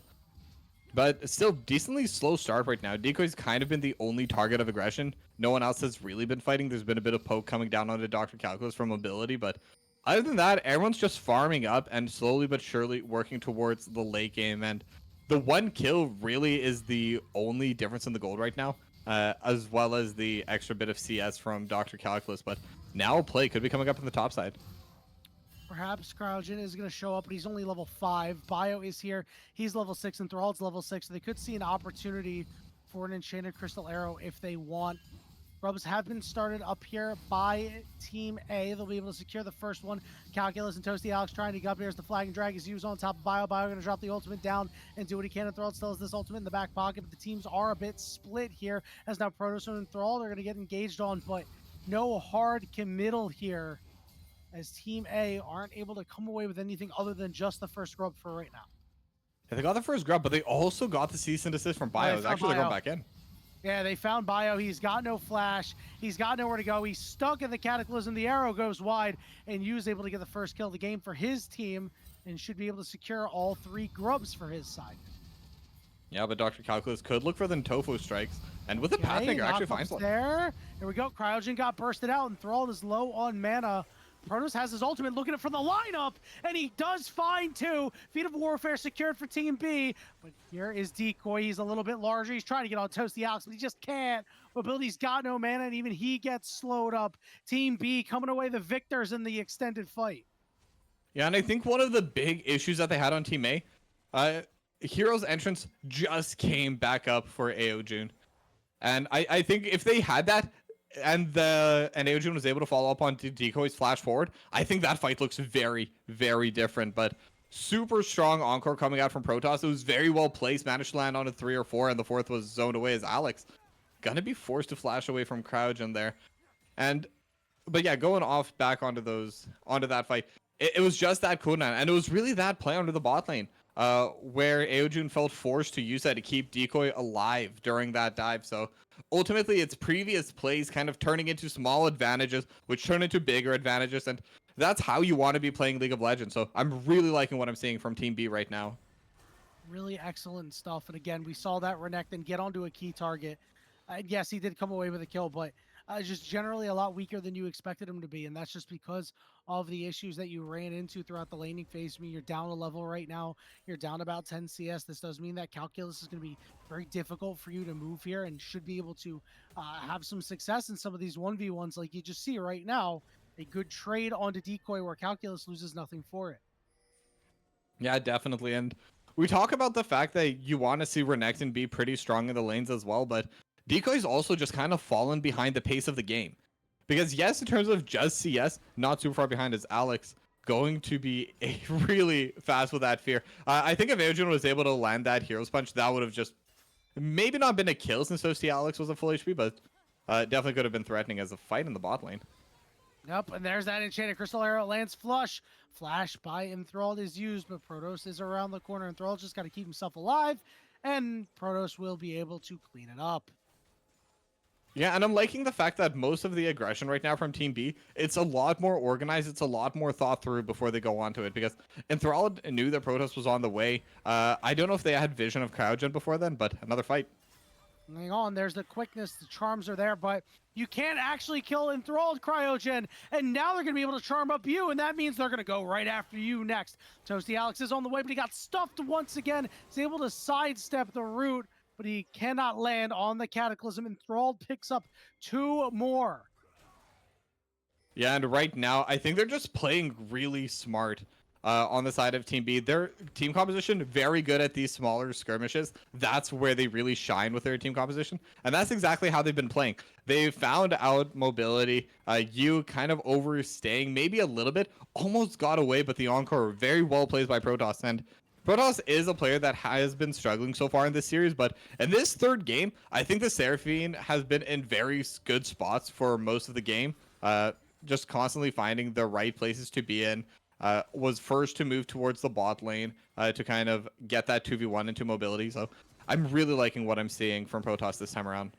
Yeah, he's positioned himself very well for a couple of good encores as well, and is a big reason why his team is ahead in the game right now. He's got his redemption ready and raring to go as well. 2 dragons here for the side of Team B, as was picked up just about 30 seconds ago. Much faster dragons this time around, and why not? Because you have all this poke in the early game. You have all this purchase everywhere.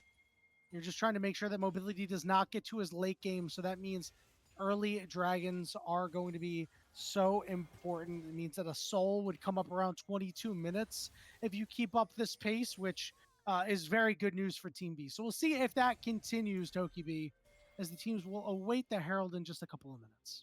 Yeah, and it's going to be a Cloud Soul as well, which I think a lot of these champions are going to be pretty happy with. They are very much an ultimate-oriented team comp.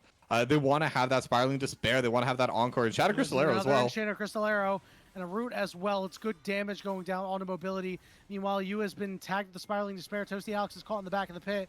You know Bio wants to rejoin, and he will. Gets on top of you. Cataclysm's there, but all that does is trap Toasty Alex as the rest of the team shows up. Hero's entrance just to get away.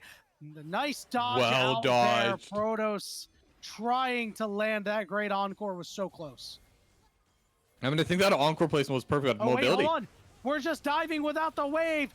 Oh, he may have gone a little bit too deep as Bio. He's going to be the first one to go down, but now they're going to get the minion wave in. They're going to reset the turret. Everybody's caught on an island. Down goes 1, down goes 2, and just like dominoes, they knock them all down. Yeah, they definitely get that win, but I don't think Bio needed to go that early. They had no way out there. They had the exit from the back protected. They had the exit from the wave connected. The only person who could have escaped that is maybe Aojin if he teleported out. And at that point, sure, Bio could have just gone in. But again, just pulling the trigger a little bit too fast there. Because I think that once the wave arrived, they could get all three without having to sacrifice one person back. But either way, it's still a very solid play. They had a huge team fight. And again, they're just being very fast on their play right now. Bio just making sure to protect Toasty Alex, just got on top of you. And even with the Aojun in the air, just wasn't enough. Those two win the 2v2 hard right now. Toasty Alex 205 now. Bio in general, the Vi I think is quite strong into the Jarvan early on. And then obviously the Hui going to be able to output a lot more damage than the Galio, especially at this stage of the game where a lot of the items are finally starting to come through. But still, huge lead right now for Team B. They're definitely holding on to it, even growing it. Right now, it's about a 4K gold lead. Next Dragon spawning in 2.5 minutes. Going to be their next target, I would hope, at the very least. But the way they've been playing, they've been very good about controlling these objectives now that they've gotten their lead. So I would not be shocked to see them just start setting up for that in the next minute or two. I think the Herald might be the next target up in about 30 seconds, right? So that could come first, especially with how strong they are. Would make sense that Protoss is up on the top side here, going to try to get as much vision as he can down, and Thrall going to get engaged by mobility, but here comes Dr. Calculus to force the TP out of the mid lane. Chain of Crystal Arrow is going to land, but Dr. Calculus says, I am going all the way in, looking for mobility. Here comes the Galio trying to land a taunt. He finds Calculus. His mobility is still protected, and Thrall took a lot of damage. Here comes that redemption down to heal him up just a little bit, but this is going to force everything out of mobility. Decoy getting 1v1 by Toasty Alex, paint a picture of a dead crocodile. Yeah, and it looks like they're going to keep going. Potentially you.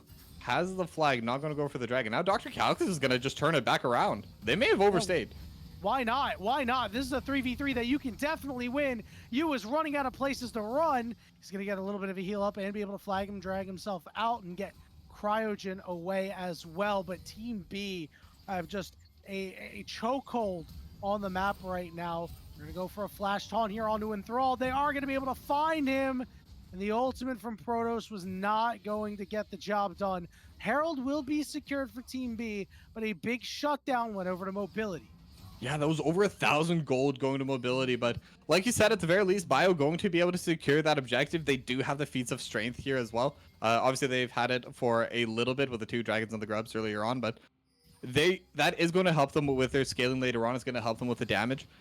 But yeah, Enthralled just maybe overstaying a little bit, but I don't even think it was more of a mistake on Enthralled so much as it was just a good play coming out of Aojun and Cryogen. I think they just saw the target, they saw the opportunity, and they just went right in for it. And it's very good that mobility was the one to get the kills because, like you said, it's a composition that definitely lacks damage, especially since Decoy was weak-sided so hard early on. So from there on, it basically just needs to be mobility, trying to get to that late game stage as quickly as possible. Because if mobility does get to the 4 or 5 items especially, he's going to be able to absolutely tear through Team B. But they found another target. Cryogen going to be taking a lot of DPS, but has the Mikhail, so will be able to just jump over the wall. Yeah, but this also means that Team B is just going to get onto this wave. They're going to use the Herald to help secure the dragon that they were probably already going to be able to get as well.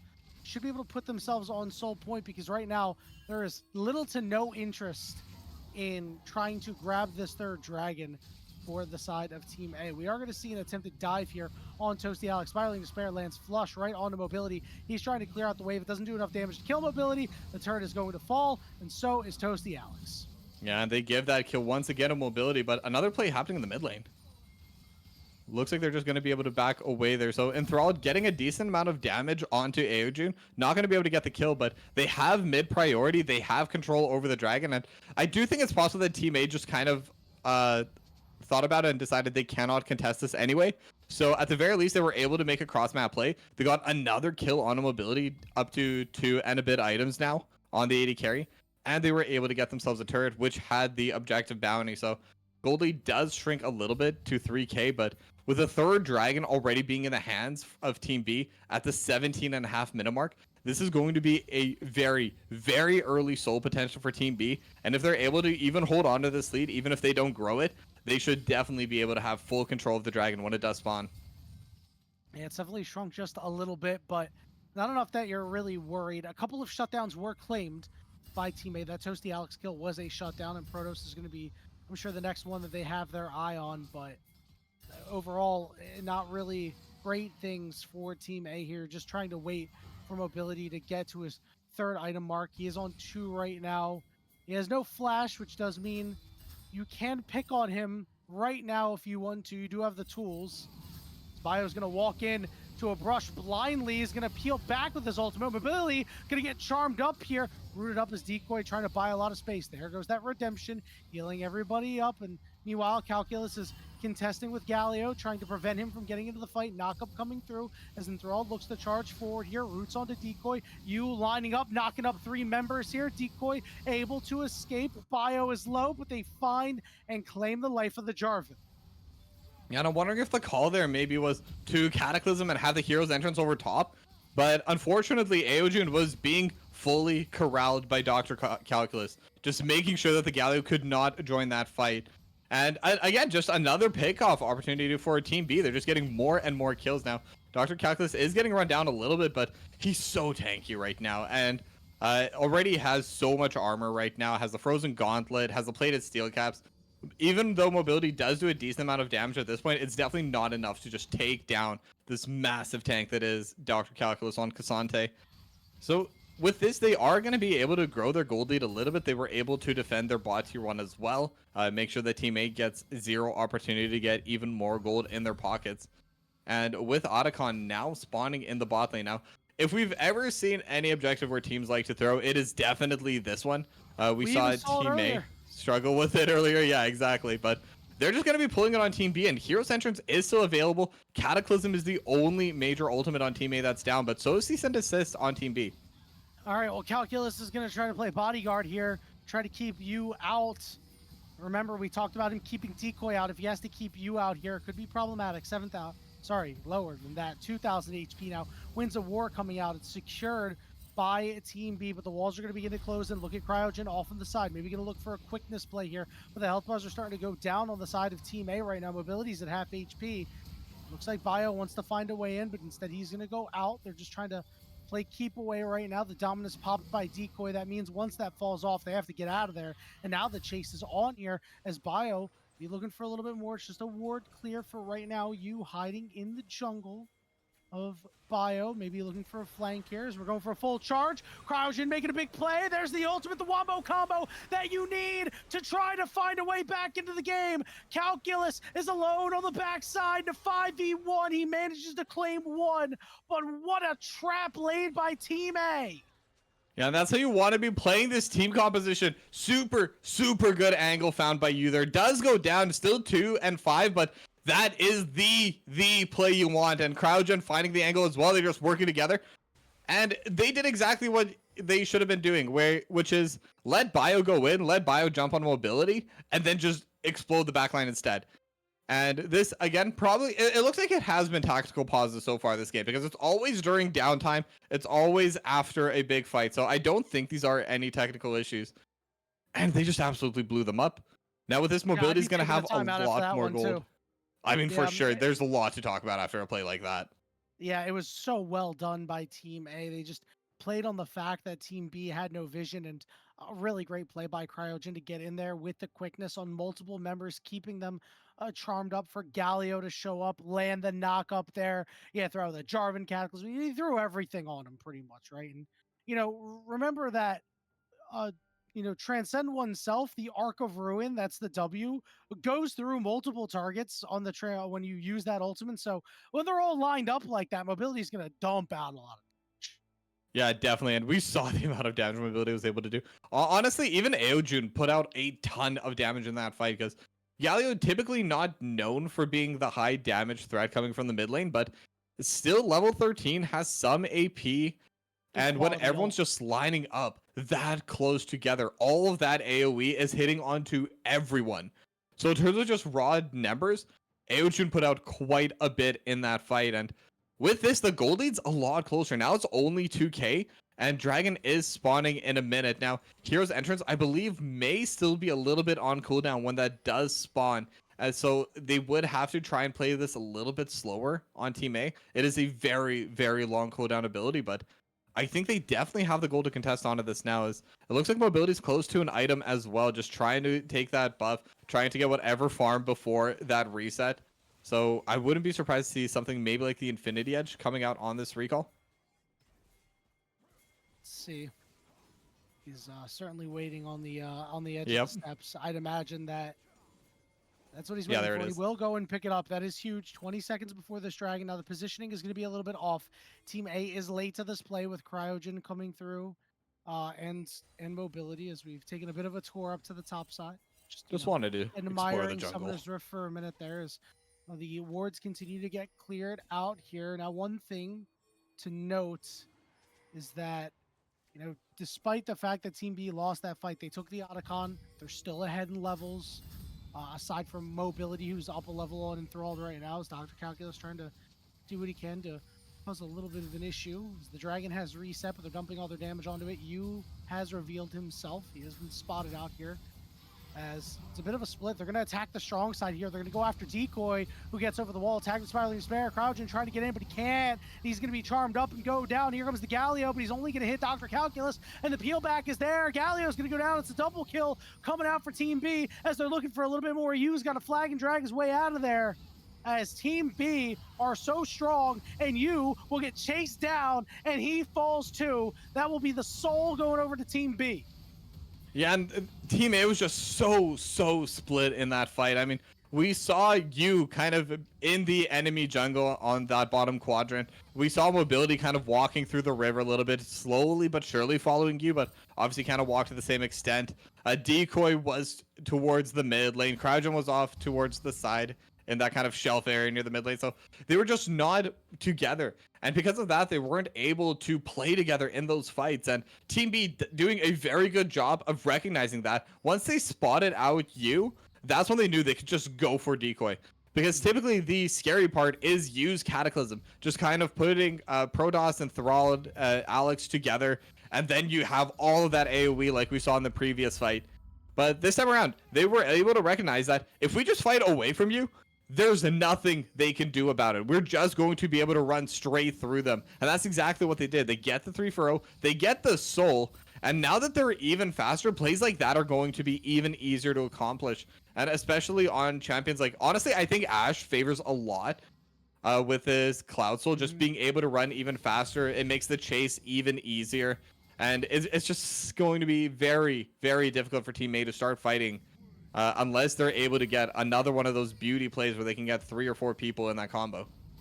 Couldn't agree more, and it's so hard to do a pincer maneuver when there's a Vi on the other team because you can just attack whatever side you want. Bio getting chunked out there does mean that there could be a potential opportunity for Team A to find something, but Yu was on top of a ward, and they're just going to go right back at him. Spiraling Despair blasts him away. Now it's Calculus to deal with 4 members. Here comes that Enchanted Crystal Arrow. It splits the gap, but they did catch Cryogen in the Encore. Galio ultimate just to try to keep mobility safe as he turns around and chunks out Enthralled to half HP. His mobility has to cook here. He is the one that has to do everything he can, but Decoy will fall. Mobility's got to split, and it's a 4-for-0 in the Baron and the sights of Team B. Well, I think it's definitely safe enough to say that our draft analysis, I was 100% wrong because I thought Bio was going to struggle a lot going in on these plays, but Bio has been so smart with the angles. As soon as you appears on a screen, separated from the team, that's who Bio goes for. As soon as anyone has been separated, Bio immediately charges forward. And that's what you need to do on the Vi. You need to find that one target that's split off, burst them down, and then once you have the extra numbers, you just win out those fights super cleanly.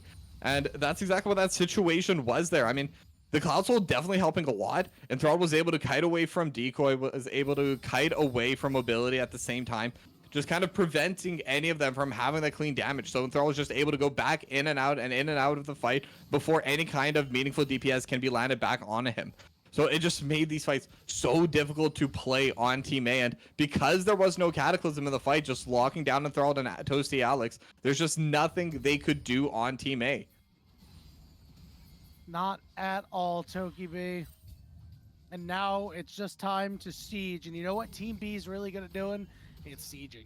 because Toasty Alex is going to poke you down, and Thrall's going to poke you down, Protoss is going to poke you down, and Dr. Calculus can frontline, right? He'll absorb any damage that you may have to actually provide. Look, they're going to go all after him. I mean, they get his flash out, but look what's happening on the bottom side. Yeah, and they should be able to just back away because Cataclysm has been used now. So that Cataclysm Hero's entrance just not going to be there, and they're just going to keep going. There's really no reason for them not to. They have the positioning. They have the inner advantage. Dr. Calculus even has a TP. It's short range, but it could give them the angling. They flip the pressure here. Calculus has to try to get in. You doing what he can. There's an encore. It only hits one member. Good stuns out by Cryogen, but big burst damage from Toasty Alex, who is far too big. He's got a double kill for himself. Team B gets 4 kills, and Mobility can only stand at the steps of the fountain and weep as Team B get a huge win, make it happen with their composition, and Bio steps out of the fountain laser with enough blood in his big toe to keep him upright. Yeah, and I'm sure Team B's really happy with that. I mean, game 1 and 2 definitely were pretty Team A favored. There's a reason why they were able to win that, but this time around, Team B, they get the early plays. And I gotta say, their ability to snowball these leads has been extremely, extremely good. They know exactly where to play. They know which side to start fights on. And that was my biggest criticism of them in game 1 and game 2. I think that they chose their fights pretty poorly. I think there was still a little bit of that in game 3, but it was much cleaner. The teams were much more put together. They were on the same page. They knew their targets. I'm not sure if maybe they changed how they called out targets, but it was all super well organized. And when you have an organized team fight, that makes it an easy team fight. So I think that's exactly what Team B were able to pull out in this third game. And that's what we love to see in a combine, just teams adapting and improving throughout it. That's the whole point of this, you know? Yep, very clean composition, very clean calls, as they were all really on the same page that game. Even in the one play that didn't go their way, that went heavily in favor of Team A, that nice trap that they laid. Yeah. Even then, that was a call that they were all in for, right? All of them together. They lost that fight as a team, but they won the rest of the game as a team. Tokibi, that is it for you and I for this evening for the Saito Combine. Saito Combine is not quite done yet. So about an hour and some change, we're going to call it 8 p.m. Eastern, 5 p.m. Pacific. Gordo and TDS will be on, giving you all the action for the second block of the scrim. So for myself, for my co-caster Tokibi, I'm not going to say for Loki behind the scenes because she's going to come back for the second one. We're out, and we will talk to y'all later. Go tune into the rest of the Combine later.